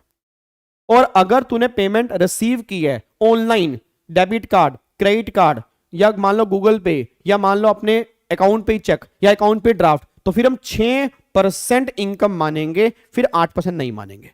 देखो वही लिखा है, अगर आपकी डीम्ड इनकम मानेंगे या अगर आपने अप टू 2 करोड़ तक है तो टर्नओवर का 8%, और ऑनलाइन वाले केस में 6% मानेंगे। और लॉक इन पीरियड जो है वो कितने साल का है, 5 साल का। मतलब आपको 44AD लेना है तो लगातार 5 साल लेना है। अगर 5 साल से पहले आपने 44AD छोड़ दिया, याद करो अगले 5 साल 44AD आपको नहीं मिलेगा। ये बात गवर्नमेंट कहना चाहती है। अब एक बच्चा कहता है सर अगर मान लो मैंने 44AD ले लिया तो क्या चैप्टर 6A की डिडक्शन जो मिलती है सेक्शन 80C से लेकर 80U वाली, क्या वो बेनिफिट मुझे मिल जाएंगे? मतलब सर मेरा क्वेश्चन ये निकल के आ रहा है कि सेक्शन 80C से लेकर 80U तक के जो बेनिफिट हैं तो क्या 44AD वाले को मिल जाते हैं? यस मिल जाते हैं, क्योंकि 44AD जो कहता है डिडक्शन अलाउड नहीं होंगी, ऑडिट नहीं करवाना होगा तुम्हें, बुक्स ऑफ अकाउंट्स मेंटेन नहीं करनी होंगी, तो वो ये बात करता है जब तक तुम्हारी 44AD की लिमिट है तब तक। इट मींस अगर मेरी 44AD की लिमिट 2 करोड़ रुपए है तो 2 करोड़ तक मुझे ऑडिट करवाने की रिक्वायरमेंट नहीं है। वैसे 1 करोड़ की लिमिट है, बट 44AD वालों के लिए 2 करोड़ की लिमिट है। और अगर ऑनलाइन काम है तो फिर आपके 10 करोड़ रुपए की लिमिट तो है ही, फिर तो बात ही खत्म हो गई है। तो ये हमारा 44AD निकल के आता है, बस ये पर ध्यान दो। ये किनके लिए है? ये उनके लिए है जो बिजनेसमैन है या प्रोफेशन कैरी कर रहे हैं बट वो स्पेसिफाइड प्रोफेशन वाली कैटेगरी में कवर नहीं होते, बात ध्यान देना चाहिए। उसके बाद चेक करो अगला पॉइंट क्या निकल के आ रहा है। अगला पॉइंट निकल के आ रहा है section number 44A presumptive taxation for specified professional. अब इसमें वही, अगर आप रेजिडेंट इंडिविजुअल हो, रेजिडेंट पार्टनरशिप फर्म हो, LLP यहां से बाहर है, HF यहां से बाहर है, HF ऊपर कवर है, मैं दोबारा बोलूंगा HF ऊपर कवर है। HF बिजनेस कैरी कर सकती है बट गवर्नमेंट कहती है HF प्रोफेशन कैरी नहीं कर सकती, इसलिए HF जो है इस कैटेगरी से बाहर है, बस ये पर ध्यान दो। अब इस कैटेगरी में गवर्नमेंट ने क्या बोला है, अगर तुम्हारी ग्रोस रिसीट 50 लाख तक है तुम 44A ऑप्ट कर सकते हो, तुम 44A ऑप्ट कर सकते हो जी। अब यहां पे गवर्नमेंट ने क्या बोला, आपकी इनकम कितनी बनेगी 50%, ऐसा कुछ भी नहीं है ऑनलाइन में ये बनेगी नॉन ऑनलाइन में ये बनेगी, हर केस में 50% इनकम मानेंगे 50 खर्चा मानेंगे, बात खत्म जी। उसके बाद फिर आपका यहाँ पे कोई लो की लिमिट नहीं है, यहाँ कोई 5 साल की बात नहीं है, लेना है लो, हर साल छोड़ो हर साल लो, तुम्हारी मर्जी है। ये 44AD वाले केस में 5 साल की लिमिट एप्लीकेबल होती है, इस केस में कोई 5 साल की लिमिट नहीं है। उसके बाद क्या चैप्टर 6 से 80C से लेकर 80U तक की डिडक्शन मिलती है? बिल्कुल मिलती है। क्या लॉस हमारे सेट ऑफ हो सकते हैं? बिल्कुल, कोई दिक्कत वाली बात नहीं है। जो मनाही की गई है, जो रिस्ट्रिक्शन लगाई गई हैं, वो PGBP के खर्चों में से हैं, बाकी सब जो बेनिफिट्स तुम हैं वो तुम अवेल कर सकते हो, बस ये पर ध्यान दो। ये सारी बातें 44AD में निकल के आती हैं जी, कोई दिक्कत तो नहीं है?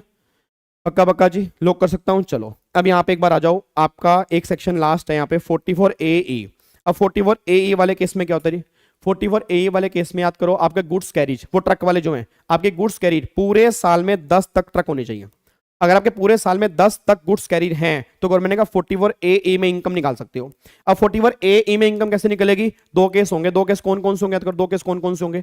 एक केस तो ये होगा अगर हैवी गुड्स व्हीकल है तो क्या होगा, और फिर other than heavy goods vehicle है तो क्या होगा। अब क्वेश्चन ये निकल के आ रहा है, हैवी गुड्स व्हीकल का मतलब क्या है? याद करो, हैवी गुड्स व्हीकल मतलब जिसका ग्रोस वेट 12,000 किलो से ज्यादा का है वो हैवी गुड्स व्हीकल है। मैं दोबारा बोलूंगा, जिसका ग्रोस वेट 12,000 किलो से ज्यादा का है वो हैवी गुड्स व्हीकल है, बस ये पर ध्यान दो। अब गवर्नमेंट ये बात कह रही है कि अगर तुम्हारा हैवी गुड्स व्हीकल है तो फिर 1000 पर टन पर व्हीकल पर मंथ और पार्ट ऑफ मंथ की तुम्हारी इनकम मानी जाएगी अगर हैवी गुड्स व्हीकल है।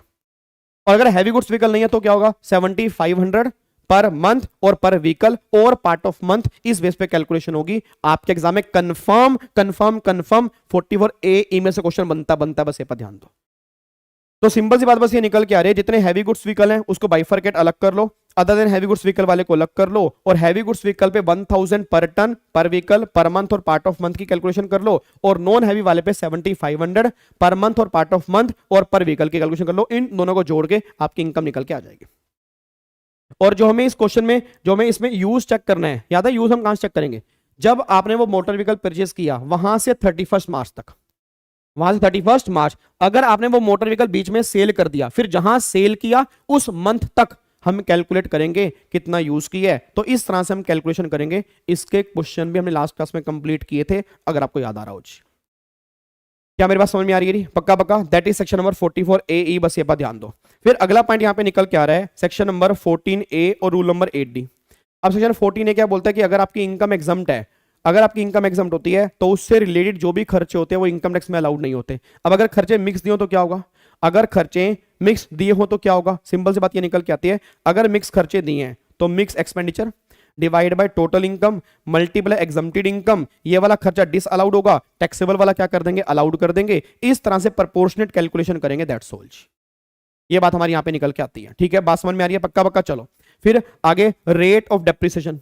अब रेट ऑफ डेप्रिसिएशन क्या बनेंगे? बिल्डिंग वाले केस में जनरल रेट 10% है, मशीन में 15 है, फर्नीचर में 10 है, इनटेंजिबल में 25 है, और कंप्यूटर वाले केस में 40% है। ये आपके जनरल रेट हैं। इसके अलावा और भी रेट एप्लीकेबल होते हैं, बट नॉर्मली हमें यही रेट दिमाग में लेके चलने हैं, बस ये पर ध्यान दो। दोबारा बोलो, कौन सा? बिल्डिंग 10, मशीन 15, फर्नीचर 10, इनटेंजिबल 25 और कंप्यूटर लैपटॉप या प्रिंटर वाले केस में 40% का रेट बनेगा डेप्रिसिएशन का। बस ये बात ध्यान दो जी, ठीक है जी। तो अब जाके हमारे सेक्शंस वहां हो जाते हैं, बट अभी खत्म नहीं होगी, अभी खत्म ना ना ना ना ना, मतलब ही नहीं भाई साहब, ऐसे नहीं जा सकते, ऐसे जा ही नहीं सकते, ठीक है जी। अब ये तो हो गया पूरा पीजीपी की रिवीजन। अब मैं आपको बस एक बार 2 मिनट लगेंगे, देखो 2 मिनट आपको यहां पे मेरी बातें सुननी पड़ेंगी, ऐसे मैं जाने दूंगा ही नहीं, क्योंकि अब जो मैं बातें तुम्हें बताने जा रहा हूं वो तुम्हारे और भी डबल काम की है। अब यहां पे एक बार सुनना ध्यान से, मैं कहना क्या चाह रहा हूं। अब एक बार फटाफट से देखो, सेक्शन नंबर से सिर्फ मैं हेडिंग बोलता जा रहा हूं, सुपर फास्ट तरीके से सेक्शन नंबर से एक बार फटाफट से मैं हेडिंग बोलता जाता हूं कि हेडिंग क्या क्या निकल के आती है। आओ सारे बच्चे बोलते रहो, कोशिश कर, देखो सेक्शन भी याद करने हैं भाई, चैप्टर इतना इंपॉर्टेंट है, सेक्शन भी याद करने हैं, कोई दिक्कत वाली बात नहीं है। आओ याद करते हैं एक बार।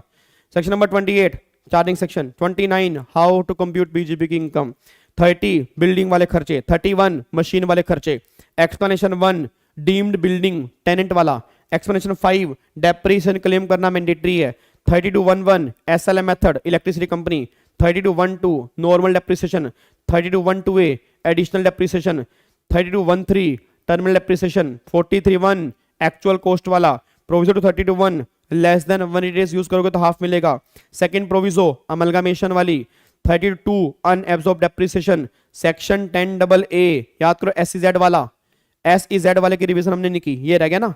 SZ वाले केस में क्या था कि अगर आपकी यूनिट SEZ में है तो गवर्नमेंट ने बोला था SEZ की यूनिट अगर तुम्हारी है, वहां से जो भी तुम एक्सपोर्ट सेल करोगे, एक्सपोर्ट सेल पर जो प्रॉफिट होंगे वो सारे के सारे एग्जम्प्ट होंगे। पहले 5 साल सारे एग्जम्प्ट होते हैं, उससे अगले 5 साल 50% एग्जम्प्ट होते हैं विदाउट कंडीशन, उससे अगले 5 साल गवर्नमेंट का 50% होंगे बट विद कंडीशन होंगे। तो SEZ वाले अगर तुम्हारी यूनिट SEZ में है और वहां से तुम एक्सपोर्ट सेल कर रहे हो तो एक्सपोर्ट सेल पर आने वाले प्रॉफिट एग्जाम है पहले 5 साल सारे, अगले 5 साल 50%, बस इतनी सी बात आपको ध्यान देके चलनी है, ठीक है।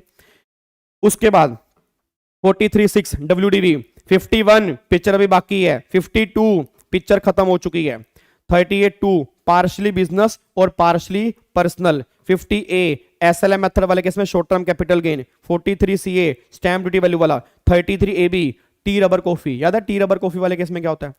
टी रबर कॉफी में आपको मैंने कहा था agriculture income, non agriculture income, कल वाली क्लास में ही हमने किया था। हेलो भाई साहब, याद है ना आपको? टी में 60-40 है, रबर में 65-35 होता है, और फिर कॉफी में 2 केस होते हैं, अपना विद फ्लेवर विदाउट फ्लेवर। अगर ओनली क्योर्ड है 75-25, और अगर रोस्टेड ग्राउंडेड रोस्टेड सब कुछ कर दिया है तो 60-40 की रेशो होती है। याद आपको? नहीं, ये सारी बातें हमने कंप्लीट की थी। उसके बाद 35.11 revenue expenditure for scientific research. अच्छा, इसकी भी तो रिवीजन रह गई है। ओहो, ये भी तो हमने रिवीजन नहीं की। ओ माय गॉड, ये तो हमारी रिवीजन रह गई है, ये तो हमारी रिवीजन रह गई। हाँ, मैं वही कहूँ भाई, सब खत्म कहाँ पे? अभी तो ये पॉइंट पड़ा है, याद करो फटाफट से। 35.11 revenue expenditure for scientific research. अब revenue expenditure for scientific research 100% खर्चा आपको अलाउड करते हैं, और बिजनेस कमेंसमेंट से 3 साल पहले के 2 खर्चे अलाउड होंगे, मटेरियल और सैलरी आपको अलाउड होंगे। 100% का बेनिफिट मिल जाएगा। ये हमारा 35.11 निकल के आता है। उसके बाद फिर आता है 35.12, याद करो डोनेशन दे रहे हो किसी अप्रूव इंस्टीट्यूट को, जो 35.12 में अप्रूव है, डिडक्शन कितनी मिलेगी? 100%। 35.12A अगर किसी कंपनी को डोनेशन दे रहे हो, जो कंपनी इंडिया में रजिस्टर्ड हुई है, साइंटिफिक रिसर्च कर रही है वो, तो बेनिफिट मिलेगा 100%। 35.13 अगर आप पेमेंट कर रहे हो, अगर आप पेमेंट कर रहे हो, याद करो अगर आप पेमेंट कर रहे हो, पेमेंट कौन सी कर रहे हो? पेमेंट कौन सी कर रहे हो? सोशल साइंस और स्टैटिस्टिकल रिसर्च के लिए, तो बेनिफिट मिलेगा आपको 100%। उसके बाद 35.14 capital expenditure for scientific research, business commencement के बाद के सारे खर्चे लैंड को छोड़कर, बिजनेस कमेंसमेंट से 3 साल पहले के सारे खर्चे लैंड को छोड़कर बेनिफिट मिलेगा 100%। अगला 35.2AA अगर पेमेंट करोगे IIT को तो बेनिफिट कितना मिलेगा? 100%। 35.2AB ये कंपनी के लिए, अगर कोई कंपनी इन हाउस रिसर्च करती है तो बेनिफिट मिलेगा 100%। लैंड और बिल्डिंग को छोड़ के, लैंड वाला खर्चा अलाउड नहीं होगा, बिल्डिंग वाला 35.14 में अलाउड हो जाएगा। उसके बाद 35CCC एग्रीकल्चर एक्सटेंशन में तुम खर्चा करोगे तो बेनिफिट मिलेगा 100%। 35CCD अगर तुम लेबर की स्किल डेवलपमेंट पे खर्चा करोगे, ये कंपनी वाले केस में है, तो बेनिफिट मिलेगा 100%। जहां मैंने बोला कंपनी वाले केस में, कौन कौन से कंपनी वाले केस में? 35.2AB और 35CCD। बाकी सब जो हम कर रहे हैं वो हर पर्सन वाले केस में एप्लीकेबल होंगे, बस ये पर ध्यान दो। उसके बाद 37(2)(b) पॉलिटिकल पार्टी की मैगजीन में अगर आपने कोई भी एडवर्टीजमेंट की है वो सारा खर्चा क्या होगा, डिसअलाउड होगा। 35(d)(d) अमलगामेशन के टाइम पर जो भी खर्चे करोगे अलाउड होंगे 5 इक्वल इंस्टॉलमेंट के अंदर। 35(d)(a) वीआरएस वाले जो भी खर्चे होंगे एम्प्लॉयर के हाथ में अलाउड होंगे 5 इक्वल इंस्टॉलमेंट के अंदर। ये सारी बातें हमारी निकल के आती हैं। आई थिंक अब जाके हमारी कहानी पूरी समाप्त हो जाती है। ठीक है, अब वापिस आ रहा हूं एक बार जी। तो यहाँ पे आओ, 35(1)(2) डोनेशन वाला हो गया। 35(1)(2) है कंपनी इंडिया में इनकॉर्पोरेट हो रही है। 35(1)(3) social science statistical research. 35(1)(4) capital expenditure. उसके बाद 35(2)(a) आईआईटी। 35(2)(a) भी कंपनी इन हाउस रिसर्च कर रही है। 37(2)(b) पॉलिटिकल पार्टी की मैगजीन वाला खर्चा डिसलाउड। 35(3) agriculture extension. 35(CCD) skill development. 35(a) baby और ABA लाइसेंस और स्पेक्ट्रम। 35(d) बिजनेस कमेंसमेंट से पहले वाले खर्चे। 40(7) और 40(9) वही अगर किसी एम्प्लॉयर ने अनअप्रूव फंड में कंट्रीब्यूशन किया तो वो डिसअलाउड है। फिर 35(e) प्रोस्पेक्शन और एक्सट्रैक्शन वाला खर्चा। 35(d)(d) अमलगामेशन वाले खर्चे। 35(d)(a) VRS वाले खर्चे। 35(a)(d) 14 business. सेक्शन 36 की सीरीज ये होती है सर्टेन डिडक्शन।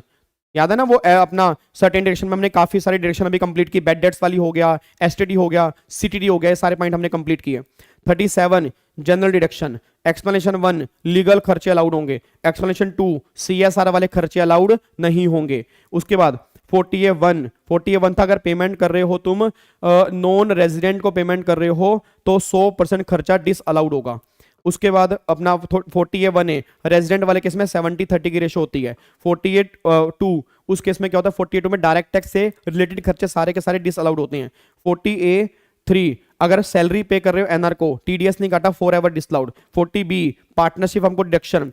48(2) अगर खर्चे की पेमेंट की एक्सेसिव है या अनरीजनेबल है वो सारी डिसअलाउड है। 48(3) और 3(a) 10,000 तक की पेमेंट करोगे अलाउड है। 10,000 से ऊपर पेमेंट करनी है तो अकाउंट पे चेक, अकाउंट पे ड्राफ्ट या ऑनलाइन करनी पड़ेगी तभी वो अलाउड होगी। 41(1), 41(1), 41(2), 41(3), 41(4) अगर कोई खर्चा पहले अलाउड हो चुका है उसकी रिकवरी बाद में हो रही तो आपको टैक्सेबल है। 41(2) तो हमारा बैलेंसिंग चार्ज का था। 41(3) साइंटिफिक रिसर्च वाले सेट बेचते हैं। 41(4) बैड डेट्स की रिकवरी का था। और उसके बाद 43(b) तो 43(b) यहां पर मैंने कहा था कि आपको डिडक्शन मिलेगी पेमेंट बेस पे। फिर 44(a) बुक्स ऑफ अकाउंट्स कैसे मेंटेन करनी है। 44(ab) तुम्हें ऑडिट कब करवाना है। 44(ad) presumptive taxation for businessman. 44(ada) presumptive taxation for professional. 44(ae) goods carries, अगर आपके 10 तक गुड्स कैरी नहीं है तो आप डिडक्शन क्लेम 44(a) क्लेम कर लोगे। सेक्शन नंबर 14(a) और रूल नंबर 8D अगर इनकम एग्जम्प्ट है उसके खर्चे भी डिसअलाउड होते हैं। और फिर आके 44(b), 44(b)(b), 44(b)(b) और 44(BB)(b) ये मैंने कहा था कि हमारे एग्जाम में वैसे किसी काम का है नहीं है और इसमें ना वैसे भी कुछ नहीं कवर है। इसमें प्रिजम्पटिव टैक्सेशन कवर होती है वैसे एनआर की। इसमें जैसे ये हमने की प्रिजम्पटिव टैक्सेशन आर की है, इसमें एनआर की कवर है। ठीक है, इसमें अब ये सारी की सारी बातें एनआर की आती हैं। ये 44(b), 44(BB), 44(BB) और 44(BBB) इसमें भी 2 रेट है। वैसे इसमें भी 2 रेट हैं। एक तो शिपिंग ऑपरेशन वालों को 7.5% इनकम मानते हैं, एयरक्राफ्ट वालों को 5% मानते हैं, बाकी सब केस में 10% की इनकम मानते हैं इन सेक्शन में, बट वो आपकी किसी काम के हैं नहीं है। तो अब जाके हमारा चैप्टर खत्म हो जाता है। स्वाहा ओम मतलब सेक्शन 28 to 44 स्वाहा। ओम मतलब सेक्शन 29 to स्वाहा। ओम मतलब सारा पीजीपी स्वाहा। अब जाके सुपर फास्ट तरीके से हमारा पीजीपी पूरा का पूरा रिवाइज हो जाता है। क्या आपको मेरी बात समझ में आ रही है, नहीं आ रही? क्या आपको मेरी बात समझ में आ रही है या नहीं आ रही? ठीक है, अब मैं क्लास आपकी यूट्यूब पे भी डाल दूंगा। तसल्ली से मल्टीपल टाइम रिवीजन करते रहना। ठीक है, आई थिंक मेरे ख्याल से हमारा 1.5 घंटा ही लगे अप्रोक्सीमेट, 1.5 घंटे से कम ही लगा होगा वैसे तो। ठीक है, बट देखो जो इतने लेक्चर हमने लगाए उसका रिजल्ट ये मिला कि हम 1.5 घंटे के अंदर भी पीजीबीपी अच्छे से रिवाइज कर सकते हैं अगर हमने पहले अच्छे से पढ़ा है। अब जो पहली बार रिवीजन देखेगा सीधा पता नहीं कौन सी गाली निकाल कर तेरी और तेरी गाबे के बच्चे तूने क्या पढ़ा दिया, ऐसे पढ़ाता है क्या तू? तो उसको ये नहीं पता ना कि मैंने डिटेल में कितने लेक्चर लगाए हैं। उसको ये नहीं पता हम पहले कर चुके हैं। बस ये उनके लिए जिन्होंने पहले एक बार थोड़ा बहुत पढ़ा हुआ है, उनकी सुपर फास्ट रिकॉल करने के लिए ये क्लास है और किसी पर्पस के लिए नहीं है। ये डिस्क्लेमर है।